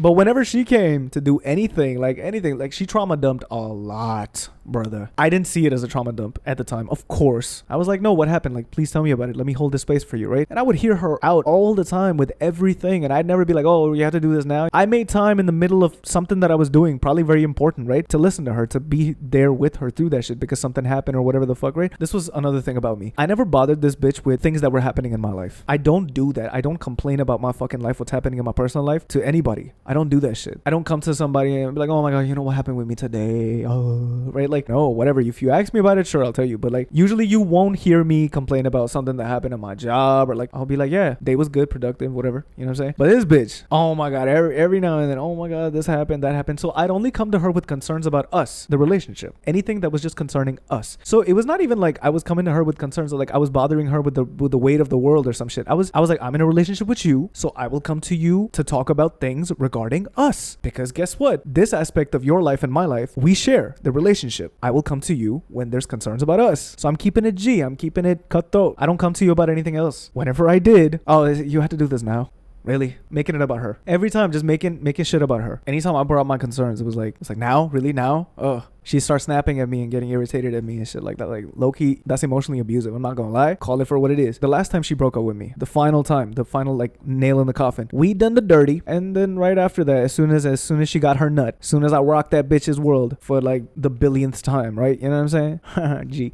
Right after that, she was like, oh, I sense that, you know, you're upset about something. I'm like, no, I'm good. Like, and this is something toxic that I was doing for myself, and I'm glad I didn't go through with it because I was about to, right? Which was like, oh, I just won't tell her because, like, anytime I do, she snaps, and like, I'm afraid that she's gonna pull this bullshit again. So I was not gonna tell her. I was just gonna suppress it. I was gonna become her. I was slowly becoming her, what she was at home with her parents in this dynamic, and I was becoming her. And I was like, oh my god, I don't want to do that. I don't want to suppress my shit. So I was slowly becoming that, and I was like, I won't tell her because, you know, I don't want to. Then I realized this is my partner, and I was like, I should be able to. She asked me, and she's like, oh, is something wrong? I really want to know. Like, I'm like, okay, cool. She was like, baby, is something bothering you? And I was like, okay, so you're genuinely concerned. Okay, I trust you. Let me tell you. And I told her, I was like, yeah, you know what, the state that our relationship is in right now, like we're not able to see each other. I really miss you. You know what I'm saying? Like and of course she thought to herself, I'm pretty sure this is how her brain was working in the moment because she thought to herself that like all of the responsibility, like I was putting that responsibility on her. Like, you're the reason, like your parents or whatever the fuck. Because of that, we can't see each other at the moment, and like it's so bad and everything, and like fuck you. Like, I said none of that, by the way. All I said was, I'm concerned about the same things you're concerned about. I'm telling you the same thing. I have the same concerns, and I'm like, I'm not telling you that like this is something you have to fix or change, or we can't fix or change this at the moment. We just kind of have to roll with the punches. I was like, I told her, I was like, this is what's bothering me, right? And it was nothing about her. It was like, this is the state we're in. I'm kind of like, I really miss you. You know what I'm saying? Like, I can't see you. We're not able to call as much at all at times. And she snaps at me. She's like, oh, you know what? I can't just wave a wand and make this magically fucking disappear. And I'm like, where did I didn't even tell you. I didn't put any responsibility on you. I didn't tell you were supposed to fix something. I came to you with the concern because you asked me if there was something on my mind, and I told you then. She's like, I want to know what's bothering you. So I told you, and then it becomes about you. You making it about yourself. And then I stood up for myself, and I was like, you know what? I'm tired of this fucking shit. And I was like, where did I say that? Where did I say that you have to take this responsibility? I was like, this is a situation that's affecting both of us equally. You are bothered by this as much as I am. And I was like, I was just telling you like what's bothering me since you asked. I thought this was a safe space, but you snap at me, and I'm just like, why did you even fucking ask me? What was the point? And so I told her, I was like, where did I say that? She's like, oh, oh, you right. You didn't. And I'm like, yeah. And so I stood my ground and I was just kind of like, I was like, yo, chill. And her apologies, right? Like, it was always about like I'm trying my best. This was my intent. And I'm just like, can you stop? This is the 5th time you've done this shit. Stop talking about your fucking intent. Just like, hey, that was wrong. It's cool. Like, we're done. She told me, she was like, she feels like she's being blamed for everything. Right? And I was like, you know what? Let me tell you, like, I'm not blaming you for everything. I'm just calling you out for the action that you did. You're not like, I don't think you're a malicious person or whatever. Because she said that. She's like, I feel like you're thinking I'm a malicious person. I'm coming with malicious intent. I'm like, no. So I explained to her. I wrote a paragraph or two and I was like, and then that's when she reverse uno'd me. Everything that she was putting me through in the relationship, she accused me of in the end. She thought about it real long and hard. And she came back later, hours later, and she sent me a paragraph and she was like, she noted down everything that she was basically doing to me. And she was like, you're doing this to me. And I'm like, that's fucking funny as shit. I pretty much got gaslit. So then, of course, I was like, you know what? Even though she's doing this to me, maybe it's possible that I have done this to her as well. Maybe. Even though, no. Fuck no. That's not what I did. The next day, I actually sent her an apology. If y'all know what Darvo is, classic Uno reverse that people pull when they don't want to take accountability and they want to run from it, they pull Darvo and they make themselves the victim and they put everything on your fucking reaction, right? That's what they do. They pretty much warp your reality, right? This is the Darvo because this is not the first time it happened. Yeah, I sent her, like, you know, I sent her an actual apology. I was like, you know what? If you truly feel this way, I do want to do better. I want to be better. I don't want you to feel this way. And like, you know, I want to do everything to make it right. You know, if this is what I did, fuck it. Still breaks up with me. I'm like, oh, okay. So this is not what it was about. She broke up with me not because, well, she broke up with me. Like, this conversation was happening and she was like, oh, I'm thinking of leaving. And I'm like, you know what? Either you choose me or you don't. And I need like a final answer, like final fucking answer. Just remember, if you say yes, I will show you this conversation if you try this shit again. And I'll be like, what the fuck was this? Remember that, right? Because you always do this behavior, right? Past the fucking promises that you've made, you pull this shit again. We're not about to play this game. Tell me, take your time. Tell me by tomorrow in the morning. Tell me if you choose me or not, and we'll go from there. And she called me in the morning and she said no. And honestly, respect. That's the most respect I've ever had for her. Which is like, you know what? GG's. Because if it was a yes again, right? Now I'm skeptical. I'm like, oh no, there's no way. Now I'd be on my tippy toes like, oh my God, is this really a yes? Like, is she gonna pull this again, right? Because I'm officially paranoid as fuck. And I'm just like, oh, she gonna pull this. Because like she was telling me, oh yeah, you know what, will you use, you know, the ring as a way to bait me or like, you know, like guilt me into like staying or some shit. I'm like, first of all, you really think I would use the ring, anything at all, in fact, to get you to stay when nothing has ever fucking worked with you, bitch? Nothing. I'm like, and you think a ring is gonna make you stay? You'll still find a way. I was like, bro, I'm not going that low ever in my life. And this is what it is. It's a character assassination is what it is, right? Like, I'd show her that I'm not this kind of person. And I'd continue to show her that, like, past the accusations. And I'm like, where are these accusations coming from? It was just projection. It was what it was. And I was like, how are you thinking this of me? What action have I displayed to make you think otherwise? Like, I don't get it. I haven't done anything to make you think that I would do this. Whereas you, bitch, you have. And so it was nutty as fuck for her to do. She was just like, oh, you know what? You gonna use the ring? And I'm like, have I ever? If I wanted to do that, I could have done that last year because I spent so much fucking money on you, taking you out on these expensive dates. And like, I could have done that long back. I didn't need this ring to fucking pull this shit. Oh, I spent all this money on you, bitch. I could have done that a year back. No matter what was at cost, no matter what, you still found a way to leave. You still found a way to forfeit. If I had ever thought of that as a method, I'd give up in the beginning itself because that wouldn't work anyway. I was like, you really think a ring finna make you stay? I was like, you know yourself, bitch. And we laughed about it. I was like, she was laughing, and I was like, you really think this would be the thing that I could use as a guilt trip to make you stay? And it would work? What? She was like, oh, I'm scared that you're gonna pull that shit. I'm like, nothing has ever worked. I'm not doing any of this shit to fucking make you stay. I'm not trying, like, that's not the point I'm trying to prove. Like, you think, oh yeah, the ring gonna make you stay. Now, yeah, I figured it out. I cracked the code.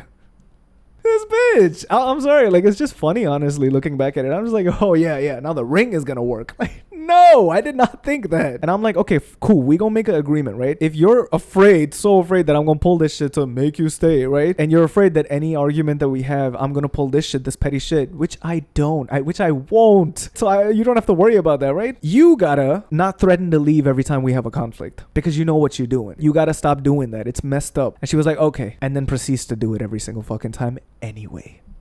What is the fucking point? What is the fucking point? Your word means nothing, bitch. She's like, why don't you believe me? I do love you. I'm like, your word means nothing because you consistently show me that you don't follow your word. You're inconsistent with your word. Nothing matches up. And you surprised that I don't fucking believe you or trust you? towards the end as well, she pulled this shit. And I was like, you know what? I'm fucking sick of this behavior. You either do or you don't. And this time, if you say yes, remember that. And I think that's why, right? Because I was like, really, like, shit is on the line now. Shit has hit the fan. If you say yes this time as well, if you say yes to choosing me and continuing this relationship, you can't bring this shit up again. You can't pull this behavior ever again. This is the one thing I'm asking. Just one. I don't ask shit from you, bitch. I don't ask for your time, nothing. You come to me. I let you come to me. I give you all the space in the world. You have one thing to follow. One thing I'm asking of you. Stop threatening to leave. It's messed up. It's not healthy. Imagine if I did that to you. And so I was like, if you say yes, you can't pull this shit ever again. Because I will pull up this whole we gonna have a ball. Because I don't shut up. And she really met her match. Because I was like, oh, you think I'm just gonna shut up? And if you say no, respect, I'm gonna go. And she said no. And honestly, respect to that bitch. Any argument that we'd have, any conflict, by the way, all caused by her. Most of them caused by her. Like, this is how she made me feel. Like, I genuinely was afraid. Like, I was scared of bringing up any concerns in the fucking relationship, even though I still did, because I was like, nah, man, I'm gonna stand up for myself. I want this relationship. I want to save it. I want us to work. So of course I brought it up. I was like, if there's one person in this relationship that's unhappy, it's like, it's not gonna work. I was scared of bringing up these conversations with her, keeping them going too long or some shit like that, because I knew at the back of my head that I knew that, like, in the middle, she would just either get frustrated or irritated and go like, oh, I'm breaking up. She would always do this fucking shit. Because of that, I was scared. I officially shrunk even more. And I was like, you know what? I'm not going to bring it up or whatever the fuck. And so a lot of things I actually didn't bring up. Towards the end, there were so many things I was like, you know what? I'm just going to let it go. Whatever. It's not a problem. And then, you know, I felt like absolute shit because I didn't bring it up. The damage was done. And I was just like, I can't even bring it up. And she said no. And I was like, respect.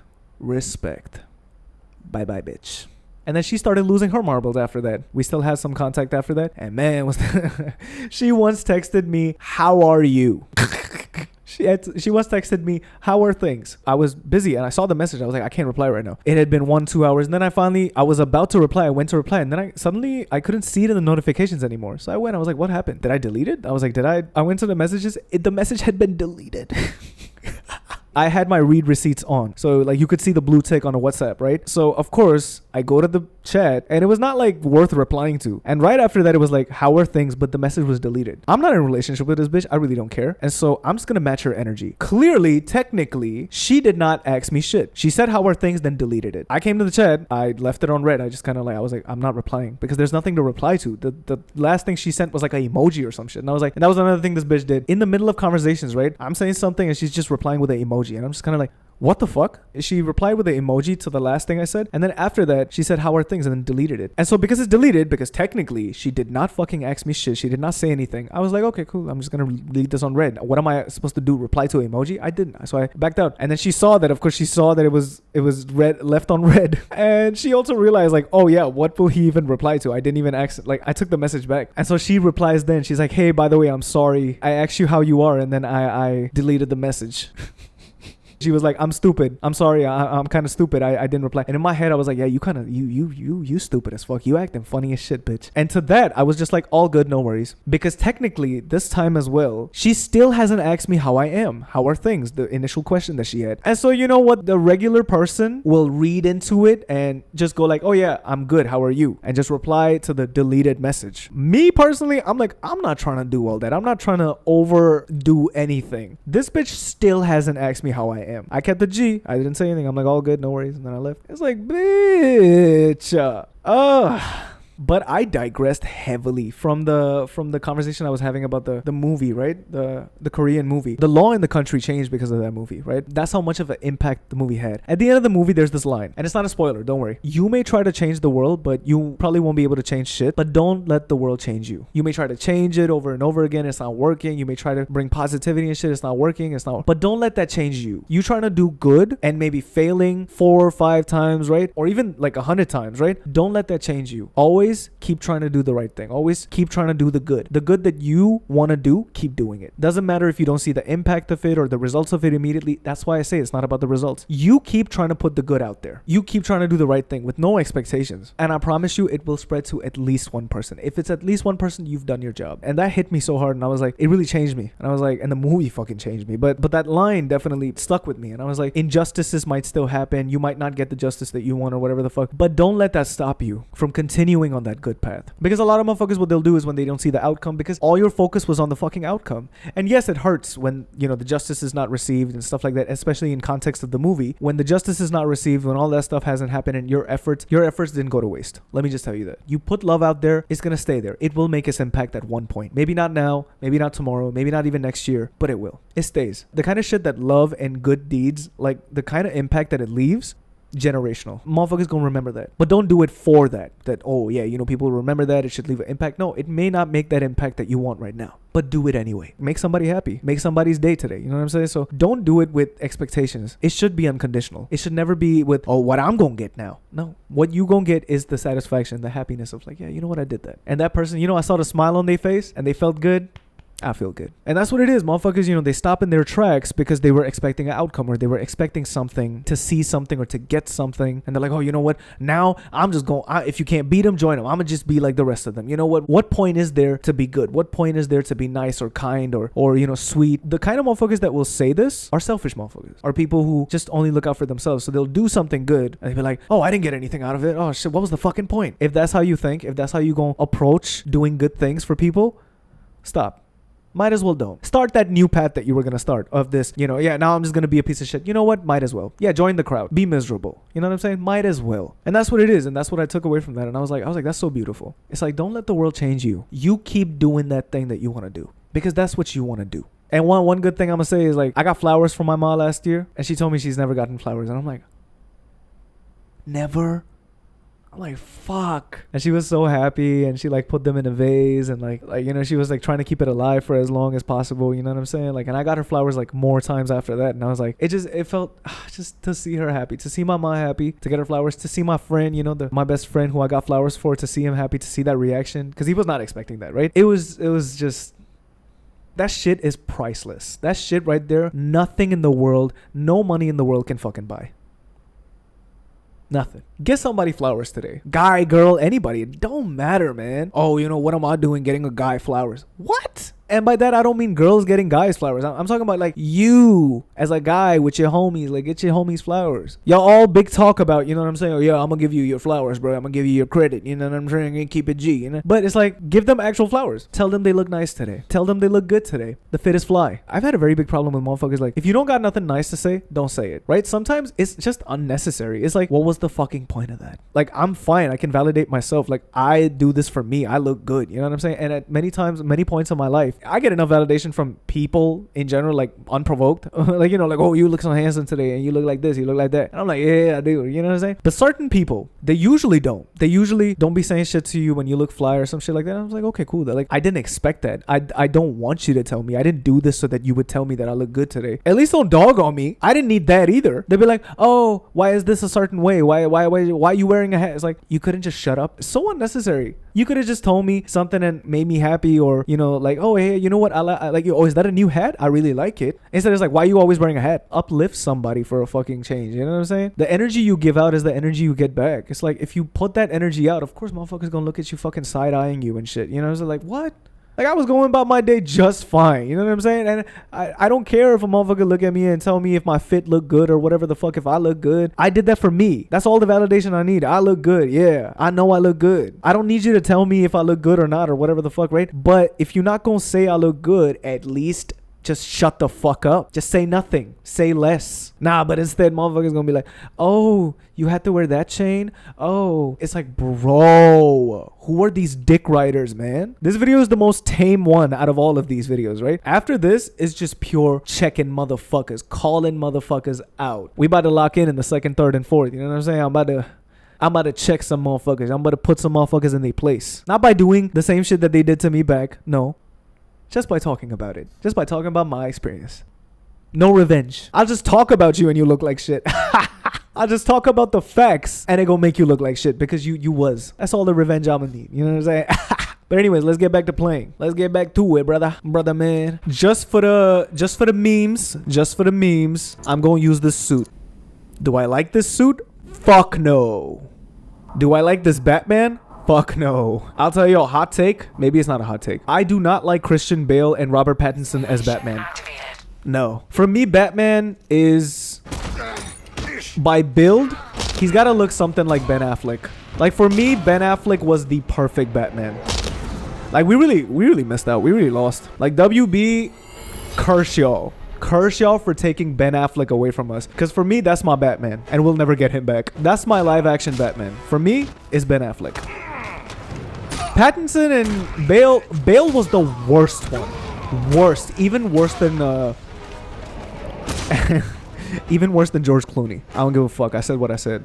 I said what I said. Christian Bale was a worse Batman. I didn't watch those 3 movies for Christian Bale. Maybe Batman Begins, he was kind of good. And he kind of looked all jacked up as well, a little bit. But in Dark Knight and Rises, dude was just lanky as fuck. I'm sorry. My Batman is not lanky. My Batman is just... I swear to God, bro. I was in the middle. I was in the middle. What do you want from me? What do you want from me? What do you want me to do? What do you want me to fucking do, bruh? So, yeah. For me, Robert Pattinson's Batman, oh my God. I hate these guys so much. You see what I'm fucking saying? I cannot catch a break. Look at this. Look at this dude. Look at the buffoonery. No, enough. Enough is enough. I think in the beginning, I should just get this out of the way. You know what I'm saying? But yeah, Robert Pattinson and Christian Bale do not do it for me, man. I'm sorry. There's just something... First of all, lanky as fuck. The build is ass. The build is ass. Right? Look at this dude. I'm sorry, that suit as well. Robert Pattinson's is still better than Christian Bale's. But Christian Bale's, man, what the fuck is that? I'm sorry, no. I'm pretty sure nobody watched those 3 movies for Batman. They watched it for the story and they watched it for like... the other actors, Heath Ledger and shit. You know what I'm saying? That's the GOAT. But Christian Bale as Batman? Stop it. Stop it. Y'all cannot look me dead in the eye, straight faced, no blinking, no blinking, no blinking. Oh my God, no. I took out the wrong guy. I've had enough. I've had enough of this game. So yeah, y'all can't look me dead in the eye, no blinking. I'm gonna kill myself. What the fuck is this shit? Can y'all chill? Yeah, y'all can't look me in the eye, no blinking, and tell me, yeah, Christian Bale the GOAT. Maybe he's the GOAT for other things like American Psycho and shit like that, but as Batman, trash. Trash. Where is she? Shut the fuck up, bruh. You doing too much. And Pattinson, bro, like, I don't know, for some reason, again, it was like the Christian Bale effect for me. I went to the theaters for that movie. Biggest regret of my life. Maybe my standards are too high. Maybe I'm looking for too much comic accuracy. Maybe. Sue me. I like the Batman better than the Dark Knight movies. I did. But hell no, bro. No, I want Ben Affleck back. And y'all know why. Y'all know why. Watch that one warehouse scene from Batman v Superman. Y'all know why. Y'all know why. Watch Justice League. The Snyder Cut. He's Batman. He's built. Oh my God. That is the build. That is the suit. That is the accuracy. And on top of that, he's pretty much Arkham Batman. If y'all think about it. Like, yes, I know motherfuckers be very quick to like, oh, but he kills. Oh, shut the fuck up. Let's take that out of the equation. Okay, the world building that they fucking did in the Batman, fuego. That was Gotham. Everything around the side characters and everything, you know what I'm saying, Falcone and shit. Yeah, good job. Riddler too. But it's like, why? How do y'all get Batman so messed up every time? I don't understand. I'm failing to understand how y'all keep fucking up Batman. For me, it was Ben Affleck, man. Ben Affleck, they got it right. Zack Snyder got him right. Again, except the killing part. He got him right. Like, you did him right. And there was an arc. There was an arc to this shit, right? It was not just, oh yeah, he kills. There was a... If y'all really look at the story, he had regret. There was this one scene in the Snyder Cut where he was like, yeah, you know what? I really feel remorse for the path that I've chosen and shit like that, right? The path that I've gone on. Maybe I was wrong about all the... Oh yeah, my combo. My fucking combo. Y'all will not look at that and just go like, well, but he kills. It's like, yes, it's a different story. It's a different take. Just like Christian Bale and Pattinson are different takes on Batman. Christian Bale is the pussy because he literally looked like one. I'm sorry, I'm not scared of Christian Bale's Batman. I see him and I'm like, this is just a really bad Halloween costume. And the dude not even built. Like, who decided that would be a good idea? You know what I'm saying? Something in the rain. Ooh, something in my ass. A toothbrush. Wait, hold on. What the fuck did I just say? Yeah, I really don't get it, man. Christian Bale. I'm looking at Christian Bale's Batman and I'm not scared. I'm not scared. I'm like, try something else. Am I scared of his Batmobile? Yes. Yes. If that thing pull up in the driveway, I'm running as a criminal. And then I see him and I'm like, oh, I can take this dude. Christian Bale's Batman, the only way he's getting a one-up on you is his gadgets. That's it. Him by himself? I mean, even in the fucking movies, he was getting his ass mollywopped left and right, taking hits. At least Pattinson's Batman was going toe-to-toe with motherfuckers. You know what I'm saying? At least Pattinson's Batman, I will give him that. He was going toe-to-toe with motherfuckers. There was a fire scene from the movie where he just tanked all the bullets. Because his armor, right? Oh my god, if y'all don't stop fucking playing with me. Right? He tanked all the... Y'all know the scene that I'm talking about. Like, you know, it was in the darkness. That was such a cool fucking scene. Even the club scene with the penguin. There were some great action sequences in the Batman. I think for me, it's just the bias, right? The bias is on Ben Affleck. And so that's why I will accept nothing else from anybody else. I'm like, just give me Ben Affleck back. Or just give me somebody who will be like bulky as shit. You know the guy from Jack Reacher? I forgot his name, man. Fuck, man. Oh my god, his name. Get Jensen Ackles, man, in the DCU. Get Jensen Ackles to play Batman. I think he'll do a fire-ass job. Y'all seen him in The Boys as Soldier Boy? Bruh. He would kill it. He would kill it. Brody. Fuck! Oh, wait. That don't count? Okay, okay, I guess. I thought that would... Anyway, but yeah, get Jensen Ackles to play Batman, yo. And I think he's already in the talks to play him in the DCU because the Batman is outside of the main universe. Like Robert Pattinson's Batman is outside, so that's a good thing. Y'all can get for James Gunn's DCU. Y'all could get Jensen Ackles, bro. And he's also very young looking for his age. He's not even old. He's not even old. And he looked the part. I think he's even done voice acting for an animated movie and played as Batman. I don't know which movie, I forgot, but he did. Like, y'all, seriously, brother. I can't with Robert Pattinson. I really can't. It's not that I can't stand him, but there were some great scenes in the movie, though. Like that scene, y'all know the scene where he was like walking out in the darkness and they were shooting bullets and it was going right. The accuracy was fire. You know what I'm saying? And it was like ricocheting off of his chest because of the bulletproof. Yeah. You know what I'm saying? That was tough. Christian Bale, on the other hand, bro, that motherfucker was getting whooped. His ass was getting whooped. Like, remind me what training he went through again with Ra's al Ghul. Remind me what training he went through in Batman Begins. Because this boy getting his ass whooped. And not just by Bane. I'm talking like regular thugs. This dude is taking all... Like, I'm sorry. Y'all told me this was the Dark Knight? I'd be like, bro, you lying. Bro, you lying. This guy? When I look at Ben Affleck's Batman, I'm fucking scared. I'm like, bro, he's gonna rip me to shreds. And he kills... Like, he kills by last resort. Like, that's what he does. Like, if y'all watch Batman v Superman, he don't just kill. That's his last resort. Like, if he gotta kill you, he'll kill you. Wait. We're not doing this. He gonna throw a guy at me. He gonna throw a dude at me. He gonna throw a dude at me. Yeah, that's right. So, yeah, when I look at Ben Affleck's Batman, I'm genuinely scared. Oh, my God, no. I look at Ben Affleck's Batman, and I'm running.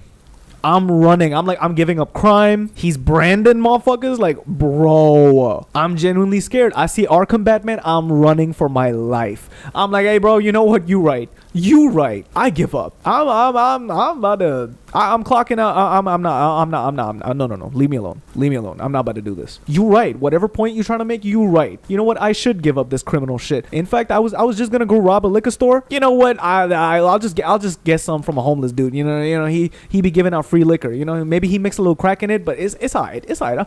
I'll live. But you know what? I don't need to be in a coma. I don't need to be in a coma. If I see Arkham Batman and maybe the comic books Batman, Absolute Batman from the comics, oh, I'm sorry, Absolute Batman is actually the scariest version, in my opinion. Like the recent comics that have come out, Absolute Batman, dude, that guy, bro, first of all, I think he's taller than like the regular Batman. First of all, he's so huge. Pause. So, absolute Batman, Ben Affleck's Batman, Arkham Batman. I'm scared. I'm genuinely scared. As a criminal, even as a regular fucking civilian, I'm scared. I'm like, bruh, whatever information you want, I'm giving it to you. You don't have to do all that. Now talk! You know what I'm saying? Like, you ain't got to do all that. I'll tell you whatever you want to know, bruh. Like, I don't even know. I didn't even commit the crime, but I'll tell you. I'll make up something. You know what I'm saying? I'll make up something, but just don't hurt me, bruh. Just don't hurt me. But yeah, that's my hot take on Robert Pattinson and Christian Bale. Christian Bale is the worst Batman, in my opinion. I know a lot of motherfuckers gonna say Adam West and George Clooney. But see, the thing is, those movies wasn't taking themselves seriously at all. Adam West Batman, y'all really think they was at the fucking studio. Y'all really think, I'm gonna show y'all something. I'll get dressed into the Arkham, into this Batman real quick and show y'all how unserious this fucking version of Batman is. Right? Let's do this. Look at his costume. Like, it'll pull up. Watch. It'll pull up. Watch. I'm gonna need y'all to watch. Right? Simulation. This motherfucker. Y'all really think the Batman 90s, 80s, or 70s? I don't know how long back. TV show. Y'all really think they was taking that show seriously with this motherfucker dressed up like this? Y'all have got to be kidding me. If y'all thought they was taking that shit seriously with this motherfucker dressed up like this. No, get out. Oh, but Adam West and George Clooney are the worst Batman. Really? I didn't know. Whoa, what a surprise. Bro, those iterations were not fucking taking themselves seriously at all. George Clooney had a bat credit card. He had bat nipples. Motherfucker was Bruce Wayne even while he was Batman. Quipping, making jokes. Jim Carrey was the Riddler. Actually, he'd make a fire Riddler. When I saw Batman and Robin, was it? Or Batman Returns? Which one was George Clooney? I forgot. It was the one with all the villains. It had Poison Ivy. It had Catwoman. No, it didn't have Catwoman. I forgot. I'm forgetting. Humor me. In that movie, Jim Carrey played the Riddler. I'm not gonna lie to you. He could very well play the Riddler. He actually, in my opinion, he did a very good job of playing the Riddler. I think he was the only one taking that character seriously. And hot take. Again, hot take. I think if y'all give Jim Carrey a chance, he would rock y'all socks off with his version of the Joker. In my opinion, he would do a mind-blowing job with the Joker. Have y'all seen Jim Carrey tackle the serious roles that he's done? There was this, Eternal Sunshine. He can pull all of it off. And right? I genuinely think, I think I'm the first person to, fuck me. I think I'm genuinely the first person to bring this to anybody's attention. Hot take, Jim Carrey would pull off the Joker really well. He's got range, man. And he's aged really well as well. You know what I'm saying? And he's just a legendary fucking actor. You know what I'm saying? I think he would pull it off. I think he would genuinely pull off the Joker. Or, because James Gunn is rebooting the whole fucking, DCU. And I know it's already a popular opinion. Get Willem Dafoe. Get Willem Dafoe to play the Joker. Stop playing with him. Stop playing with Willem Dafoe. Like, he's just waiting to play him. Y'all saw him as Green Goblin. Please. There's some photoshopped images of Willem Dafoe as Arkham Joker. He can pull it off. Y'all saw him in Spider-Man. He can easily pull him off. He is the perfect casting for the Joker. And again, he's aged really well for his age. Get Willem Dafoe. James Gunn, please, if you're watching this. He's not watching this. So yeah, that's my hot take. Y'all like it? Y'all like it? And get anybody, just about anybody, to play Wonder Woman. Anybody will do. Or just make Gal Gadot a better actor. Literally get anybody else to play Wonder Woman. And I think we're gonna be fine. And get... Oh, shit. Drop smoke pellet. I think I did better than my last one. I think I did. I really did. Oh, yeah, baby girl. I didn't get hit even once, did I? I did. New best score. Fuck yeah. Also, I watched the Superman movie. Man, was I wrong. Holy shit. I was like, oh no, this gonna be, oh no, I don't want to go if it's not Henry Cavill. Man, I was wrong. I love that shit. Favorite superhero movie of the year? Easy. Actually, no, hold on. That is tied with Thunderbolts. I love Thunderbolts a lot. Thunderbolts was fire. Thunderbolts literally put a tear to my eye. I was like, wow. I was not expecting that shit at all. And I had a gut feeling. I had a gut feeling about Thunderbolts because I saw Yelena in it. Florence Pugh as Yelena, as the black, as the second Black Widow. And I was like, oh, this is gonna be good. Yelena's in it. Bucky's in it. I'm going. And also, my boy, what is his name? The replacement for Captain America, right? I forgot his fucking name for the life of me. It's actually annoying me that I can't remember his fucking name. Something agent.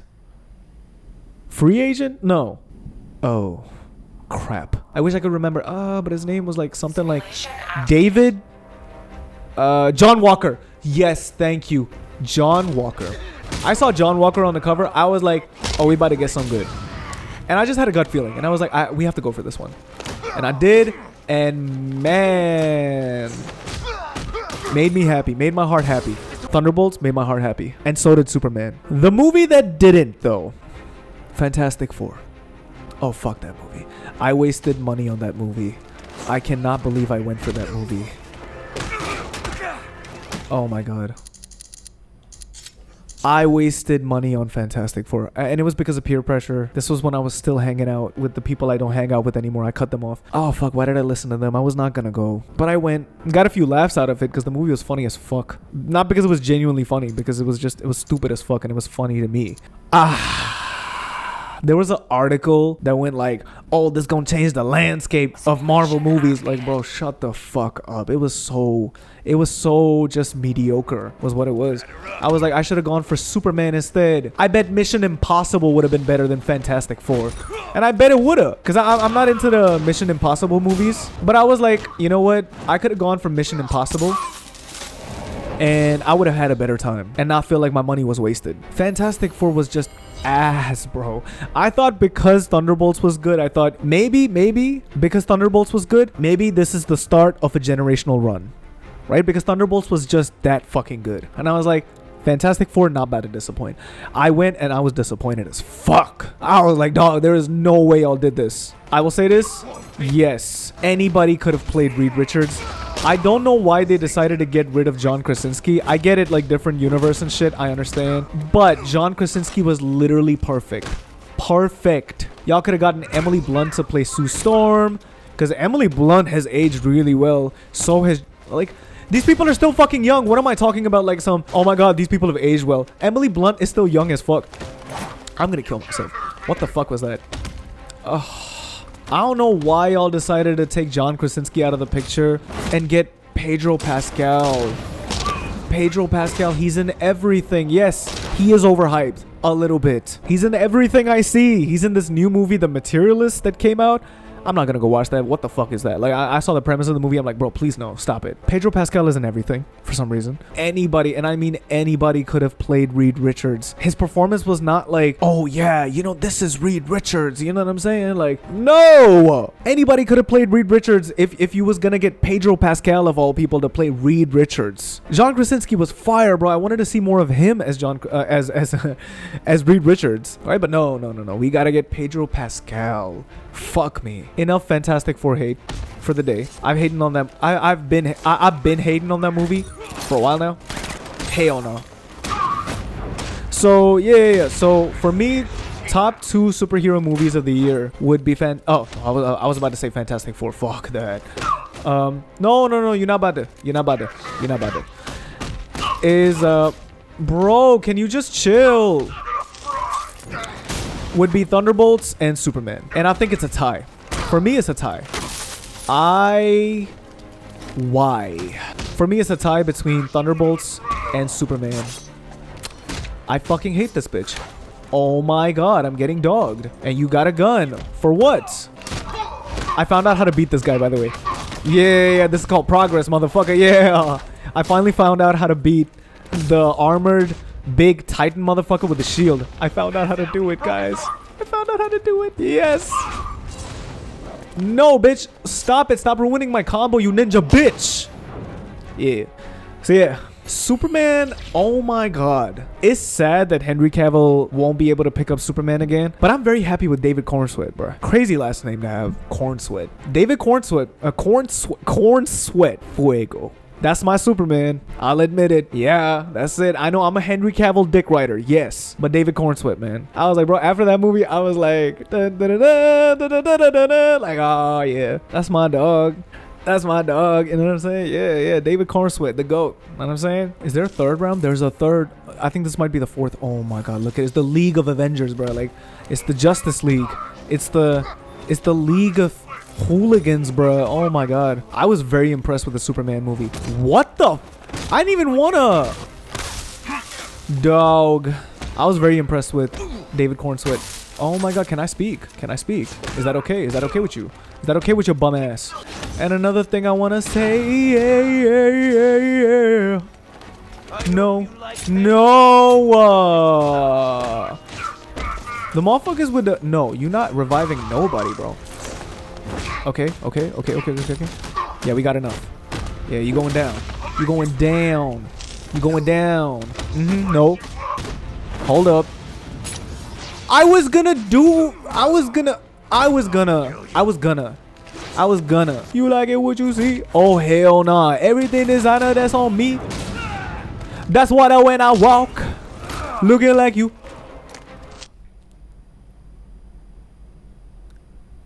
Enough. Just enough. I've had enough. Oh my god, can you just chill, you ninja? I am gonna... No. I gotta get better at these.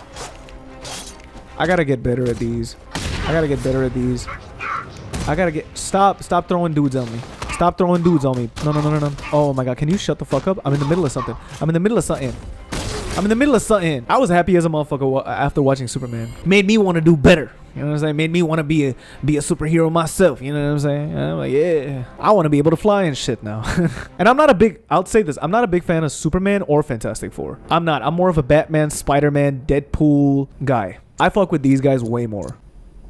Oh no, I don't want to do this, but I guess we go. Simulation. I wanted to change my suit. Fuck it. We gonna do the old. We gonna do the new. We gonna do the old. What am I saying? Hold on. Lick my booty hole, bitch. Yeah. My booty hole brown. Hold on. My coochie pink and my booty hole brown.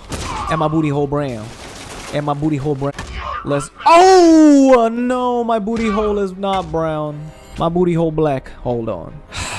No. Now the next round gonna be full of... Oh, my God. Insufferable bitches, bro. Full of bitches. And the man... was a midget. No, not fair. Oh my god, I lost it. I lost everything. We gonna do this one. It's okay. Get your panties out of the bunch. You know what I'm saying? Don't get your panties in a bunch. I wanted to talk about something, right? About a personal, one of the many dreams that I have in my life, right? Apart from the shit that I'm already doing. So when I'm finally, when I have the money, I really want to do everything that I can for the special needs disabled community. Autism, Down syndrome, the whole nine. Because I've had a lot of experience taking care of kids with disability and special needs. Yeah, it's just like I have a very, very soft spot. Like I have the softest spot. Ever since I was a kid. I don't know, kind of like because these kids also have such great talents and their creative side is really creative. You know what I'm saying? Like I truly learned so much from these kids while taking care of them and cause I'll tell you all the story, right? So when I was in high school, we had work experience week and I went to the school for work experience called Rashid Pediatric School for Special Needs Children. Oh my fucking god. Oh my god. So I went to that school, right? And I had a week of experience. And in that week, man, holy shit, that shit changed my life. And I was just, I think, like 15, 16 at that time, right? So I went there and, I was assigned to a class and specially assigned to one kid. And her name was Freya. All the other kids as well, I got really attached to them in the 1 week because they're such lovely, wholesome, very talented, awesome kids. And they won my heart. They got my heart. just taking care of them, being in class with them, with the teachers, and seeing how they do their thing. You know what I'm saying? Seeing how they do their thing. Oh my God, you dare. No. No. So that was what initially put that passion in me to pursue that.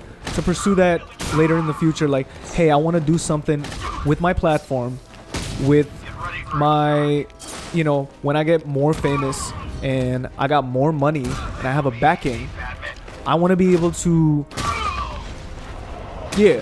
So I want to be able to, if not help out, then at least be in a community where I'm taking care of, you know what I'm saying, like kids with special needs and disabilities and shit. Because for me, these guys, they really helped me learn so much growing up from when I was 15, like learning lessons and just learning how to be just, I don't know, just resilient. And I learned so much tenacity from these kids because it's like, damn, you know what I'm saying? For me, I look at them and I'm kind of like, look at these kids, man. And to be very realistic, to put it very realistically over here, like there's a reason why they're labeled like disabled or like special needs and shit like that, right? But look at them, man. Like they don't make that as a fucking excuse. They just go, they just live. They make that shit into a blessing. For me, if a kid like that or someone like that is getting picked on or something like that, which I've seen in front of my eyes, right? In high school, there was this one time that, like, you know, this autistic kid was getting picked on, and I was like, oh my God, if you don't. And I got into a fight with that guy and I beat his ass up because I was like, there's no way you picking on a kid like that. Fuck off. Hell nah, are we doing that shit? You know what I'm saying? I beat his ass up. And so for me, I've always had the softest spot for these kids and for these people. And so for me, it started with that school. And I didn't want to leave, man. I was like, can I just work here? I was volunteering, but I was like, can I just work here, please? You know what I'm saying? Because I love this shit. And I was like, you know what? If I don't make it as an artist or whatever the fuck, this is what I want to be doing. You know what I'm saying? And I know I'm probably gonna have to get a degree in psychology or some shit like that, or some specialization. I will go through that, honestly. I'm genuinely thinking of doing that because I want to work in that field and really help out and be around that energy. So for me, the reason I say that is they taught me so much. I learned so much from these kids about myself, about how to be. My combo is lost and I'm a failure. That's not what I learned from these kids. But I actually learned the opposite from these kids, which is, y'all think about what y'all did. Oh fuck, it's over. I gotta think about what I did. And I just learned that no matter what, you keep going, bro. And they're the living, walking, breathing examples of that. No matter what happens, you do your shit. You do your shit. You put on your fucking show. It's just like the most wholesome, kind, some of the most kind, like wholesome human beings that I've ever met in my life. I'm like, we could learn a thing or two from these kids, from these people. You know what I'm saying? What was I gonna say? Yeah. So for me, after the school, right? I remembered all of their birthdays, by the way, and I would, even after my work, even after my week over there, I was like, I want to still revisit the school and you know, like see if I can volunteer there some more. And I did a couple more times after that because I really love these kids. And I was like, I cried the day before the last day of the week that I had to go in. I was like, oh my God, it's coming to an end. I want to work here. I had the best time over there, and I was like, I would love to work here. You know what I'm saying? This is awesome. Like, what certificate or what shit what license do I gotta get so I can start working here? You know what I'm saying? I love this shit. I was sad as fuck. I remember, I think my mom will tell y'all, like, my mom will tell y'all, but I told my mom and I was crying to her and I was like, Ma, like, tomorrow's my last day. I might just fucking cry right now. Like, shit. Like, tomorrow's my last day. I'm gonna miss these kids, man. I'm gonna miss that place. So I made a card for one of the kids. I think it was for Freya. And she made, I think one of the kids made me a card. I think I still have it. I remember there was a time. Yeah. They was like, oh yeah. I think towards the end of my week, they told me, they was like, you know what? Freya does not open up to anybody because she also had, I'm gonna fucking kill these dudes. Fuck it, it's Ben Affleck Batman in this bitch. You know what I'm saying? But yeah, Freya's disability was that physically she had a whole leg amputated, or I think because of an accident. And I think because of that, she was like, it it affected her mentally. I think I might be wrong, but that's what it was, right? And so her motor functions were pretty slow, and it was like, you know, like basic shit she couldn't, you know, wasn't able to do, right? You know, just like picking up the spoon sometimes, you know what I'm saying? And after the first week, this girl Freya, right, I think I came in a little late, and she looked at the teacher told me, she looked at me and she was like, you know what Freya told me today? And I was like, what? She told me Freya told her that I hope that volunteer comes back again. Freya was asking her like, yo, where's Rayhan? As in, like, she didn't remember my name, but she was like, where's that volunteer? And I don't know, man, that shit put a tear to my eye. I was like, oh my god, like, and I was like, yeah, I'm coming, I'm here, what's up, Freya? You know what I'm saying? There was this kid who had a birthday during that week, and the teacher told me about it. I made him a card. I also noted down all their birthdays, and I couldn't visit them all for their birthdays, but I did make sure to visit Freya for her birthday. Sadly, when I did visit her for her birthday, she had moved. She was not in that school anymore. And I was like, what? But that day that I spent with them was awesome as well. We went to the school for this function, and I was handling the kids, and you know, I was managing them and making sure they was all like, you know, I'm done. Okay. So, you know, just making sure they're in a straight line, you know, making sure they're not like wandering around here and there and shit. And yeah, man, I had a lot of fun with the kids, and it was so much fun just like seeing them do their thing and like be creative and shit. And then in the end, there was this kid, I was about to go, and the kid was like, oh, can you, I want to tell you something. Can you like lower your head? And I was like, oh, okay, cool. Okay. Tell me, what do you want to tell me? Right. And he's like, oh, closer. And I'm like, okay, cool. And he gave me a kiss on the cheek, and it was so fucking cute. I don't know. My heart melted right there. And I was like, oh man, these kids, stop it. Oh my god, I almost broke something. I was like, oh my god, these kids, y'all have my heart. Y'all have my heart for life. And another thing about this, oh my god, what the fuck is that? Yeah, another thing about this, right, is, oh yeah, I know the thing I want to do. I just remembered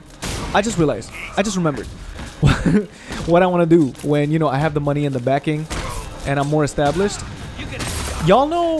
If y'all know Chris Brown, I think in his earlier in his career, he did this thing. He started a foundation called Symphonic Love Foundation, and it was to help kids and give kids a space and a community to kind of like let their talent shine, let their creativity shine.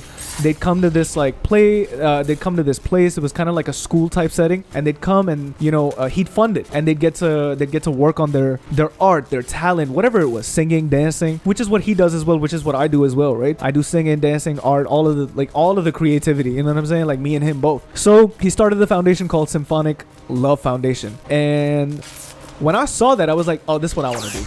I want to do this. This is so cool, right? And it aligned perfectly with what I've always wanted to do. And actually, I got the idea from him, from Chris Brown. I've always wanted to do that because when I saw Symphonic Love, fuck you, bitch. When I saw what he was doing with Symphonic Love Foundation, I don't know if that foundation is still alive. Oh my god, I'm getting my ass whooped. What is that red thing even for? It didn't do anything to me. Bro, can you chill? Taking pot shots at me and shit. Like, look at me, I'm Batman. Brody. Oh, now I got hit by that thing. So when I saw Chris, oh my god, when I saw Chris doing his thing with Symphonic Love Foundation, right? I was like, bro, I want to do this.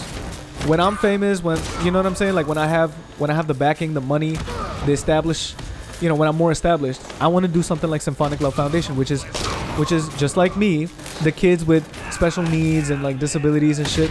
I want to give them a space. I want to give them as big of a space as possible, as big of a platform as possible to display their talent, their art, their creativity, and shine. You know what I'm saying? Like, I want to do that for them. You know, like this space, this platform is all about your creativity. It's all about your fucking, you know what I'm saying? Come here and do your thing. You know what I'm saying? I got inspired by Chris Brown's Symphonic Love Foundation that he did. I hope he's still running it. I hope he is, because I don't hear about it no more. It was during the time when he released Fame. You know, the song that had the album that's got doozies. You know what I'm saying? Like the album that has Look at Me Now. There you go. That's the song that everybody knows. Chris Brown's Look at Me Now. That was from his Fame album, and that was the first album that won a Grammy. During that time was when he was doing Symphonic Love Foundation. And yeah, I got inspired by that, and I was like, I'm gonna make a foundation of my own for that very purpose, for that very cause, and I will fucking do it. Y'all mark my words. Know what I'm saying? Which one do I want to do? Did I do this one quarantine? Oh, I didn't do this one. I kept quitting it.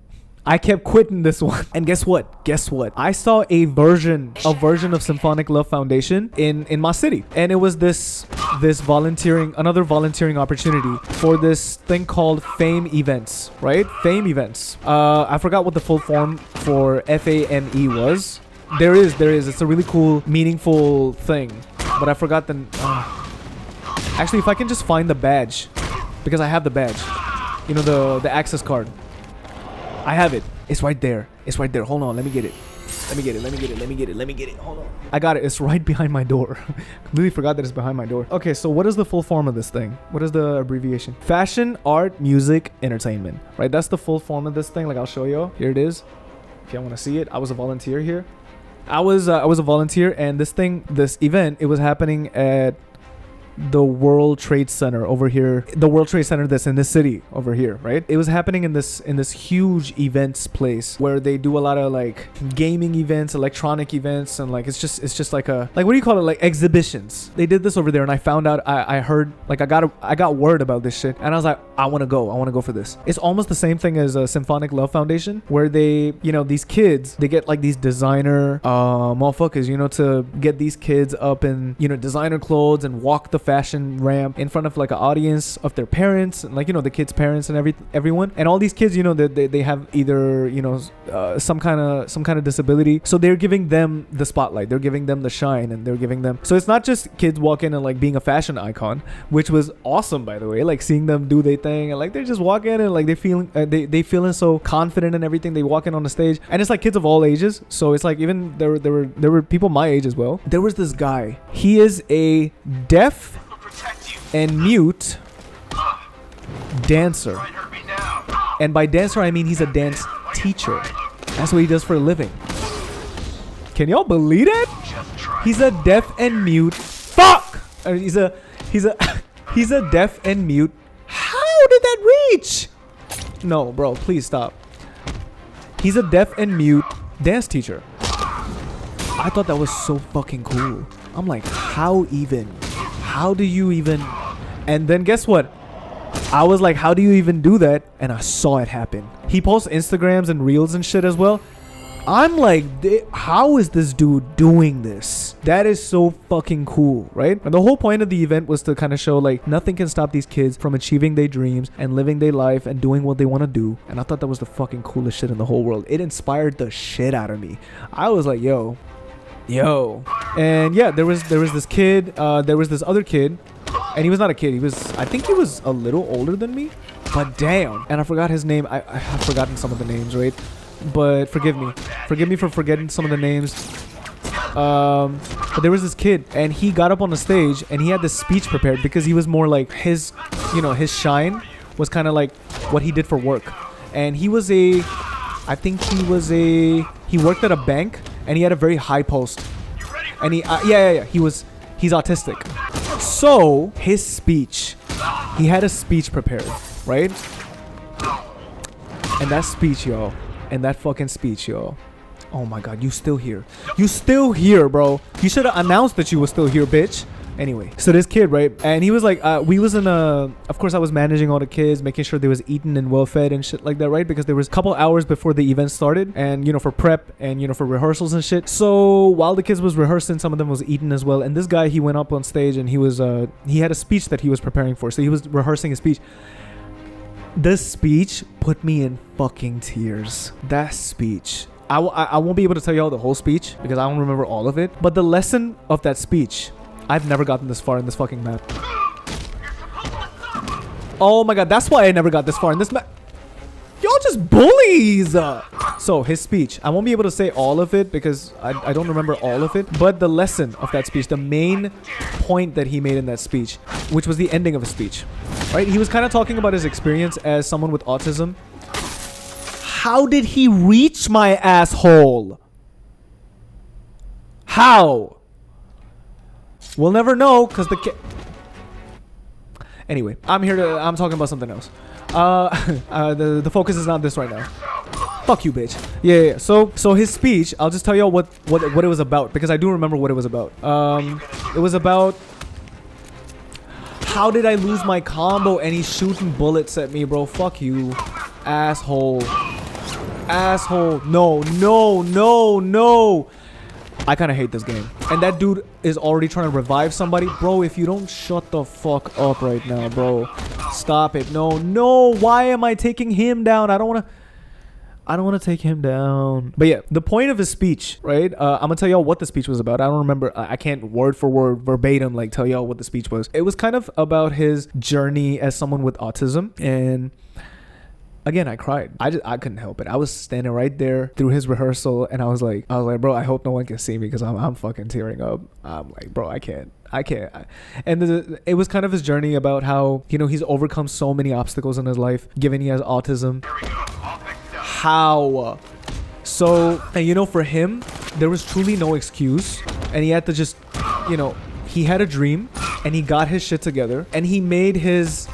This is the line. This is the famous I died. Oh my god, Batman looking crooked as fuck right now. You know what I'm saying? Oh my god. Maybe it's the suit. It's the suit. It's the Adam West suit, right? He was not strong. Brody got a shark repellent. Know what I'm saying? Like, he's a joke. I'm gonna change the suit. Bro was about to hug me. So the point was, right? The last line that he said, which was the whole kind of like summing up his whole speech, was, I turned my disability into ability.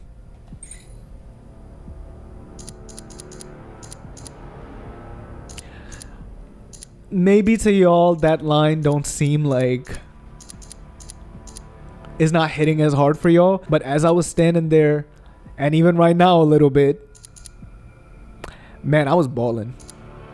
I was like, man, whew. That is the realest shit I've ever heard. Turn your disability into ability. I mean, look at the people that were on stage. There was a guy who did a speech about his journey. A dude who put on a whole dance performance, and he's deaf and mute. I was just, my jaw was on the floor, pool of tears. I was just so proud to be a part of that. Personally, I was just so proud to be a part of that shit, to be a part of greatness, to be a part of legendary shit. That was awesome. And that, honestly, apart from my music, apart from the art that I create and everything, that is the thing that so far I'm the proudest of to have been part of. And there's a little backstory to it too, right? Why the people started the event thing that they started. It's also based in London. It's called FAME. Y'all can look it up. So the people that started it, right? They have two daughters, one of which is, you know, she's special needs. And because of her, because she's so talented and everything, they wanted to do this for other kids as well, because they know a whole community of people who are also other parents who have kids that are like that. And so they kind of grew up around that community. They saw that and they're like, we want to do something. We want to make a change. We want to make a difference. And I thought that was the coolest fucking shit in the world. I was like, y'all are the real superheroes on this planet. Like, oh my god. Put a smile to my face, put tears, and just motivated the shit out of me. After that day, I was like, bro, I'm about to go so hard at everything that I fucking do in my life.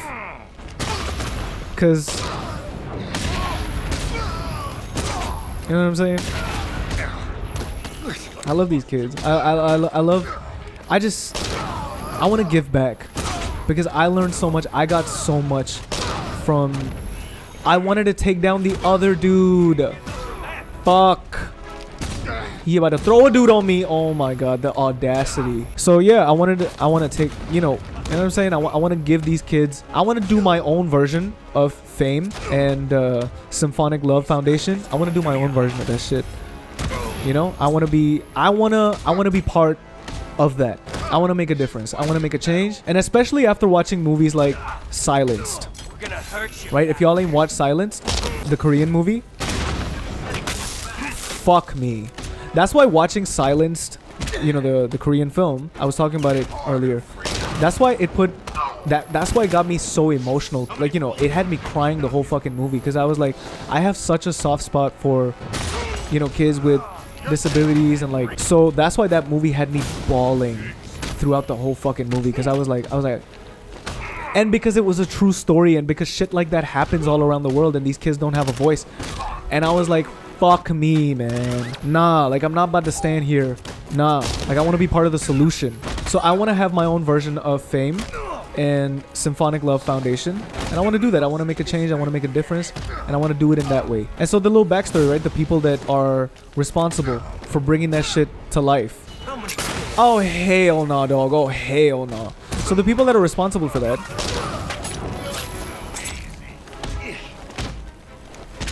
So the people that are responsible for bringing that to life. Their own kid is the reason why they started it.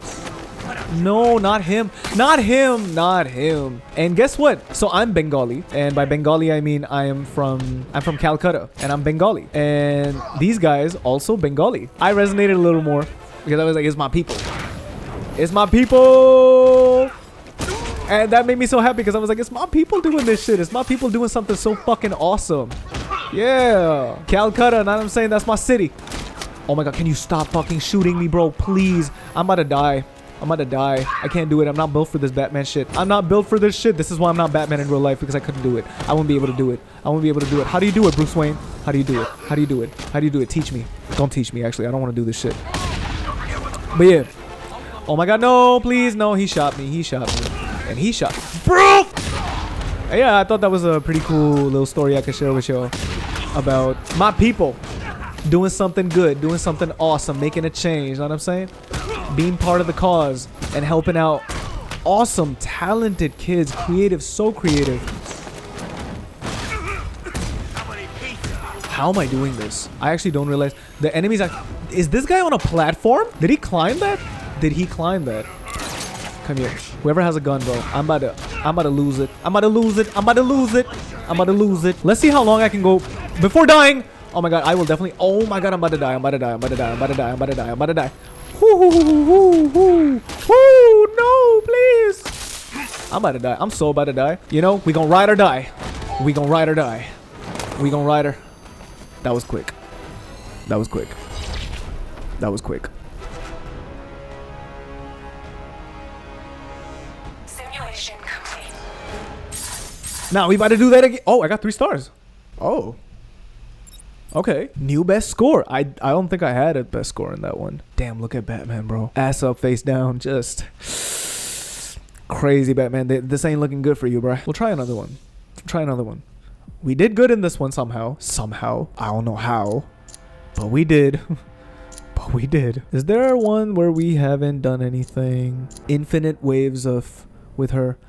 Okay, we'll do this one. And... oh, is this place? No, wait. Y'all know something? Speaking of Emily Blunt from earlier, because I was talking about Emily Blunt, right? She should have been Sue Storm in Fantastic Four, and it should have been John Krasinski as Reed Richards. Speaking of Emily Blunt, I used to date this girl. Fuck. I used to date this girl who looked just like Emily Blunt. I used to date this girl who looked just like Emily Blunt. Just thought y'all should know. Just thought y'all should know. Oh my God. Do y'all ever catch a break? Do y'all ever catch a break? Do y'all ever catch a break? Do y'all ever catch a... Nah.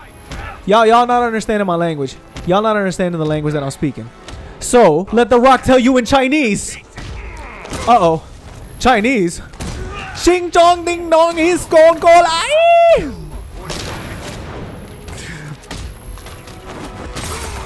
I had to get that one off. Like The Rock was so unhinged in WWE. I feel like people forget sometimes what that man was smoking. What was that man smoking, bro? Just pure unhinged. Like, he didn't give a shit. Bro, you mean... oh, like, let The Rock tell you in Chinese is fucking crazy. On one hand, you got John Cena actually trying to speak in Cantonese. And then there's fucking Dwayne Johnson. Let The Rock tell you in Chinese. Ching chong ding dong is stone cold IE, bro. Like, what the fuck? Brody not serious, bro. Like, he was never fucking serious. No, you not. You best not. I told you in Chinese and you still didn't understand. Still. You should have, bruh. No.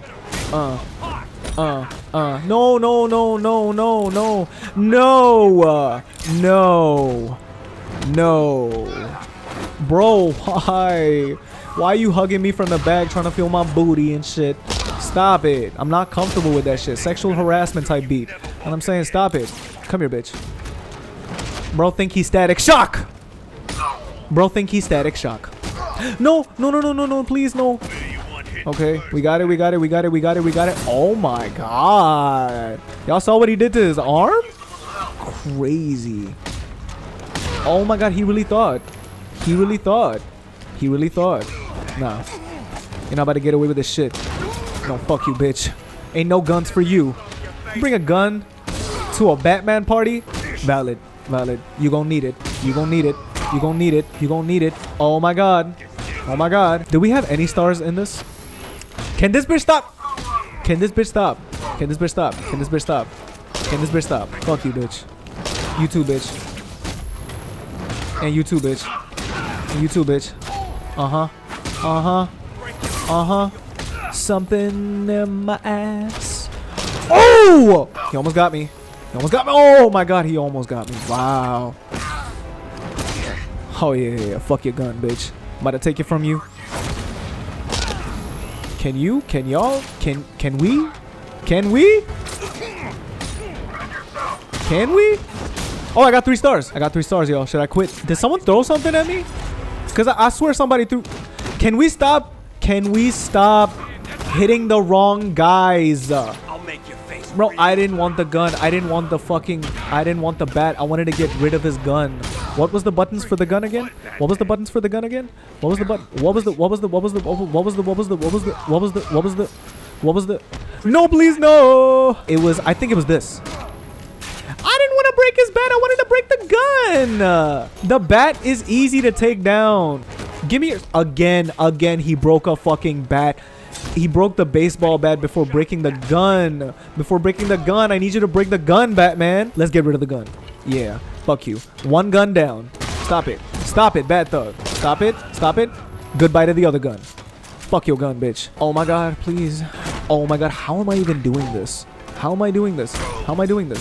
Okay, what we gonna break next? A baseball bat. Again with a... and he tried to break my back. He tried to break my back. Why don't you put your dick in it instead? Hold on. How are we doing this? Oh, because there's no big dudes. I feel like if there were big dudes, we'd get fucked. Yes, that is good, actually. I'd like to break that. Fuck that shit. The kind of maneuvering I gotta do just to break that shit, just to get past that shit. Let's break another baseball bat, shall we? Yeah. Because that's so... Oh my god, bro. He wanna tussle. He wanna tussle. He wanna wrestle. He think he all that. Fuck you, bitch. Give me that gun. Not the knife. The fucking gun. He was right there. I quit. We got 3 stars. Oh, wait, but I'll have to die for my high score to really clock in. Whoever has the gun, shoot me. I quit. How long does it take? Just kill me already. I want my high score. Oof, my back. Thank you. And I can end this.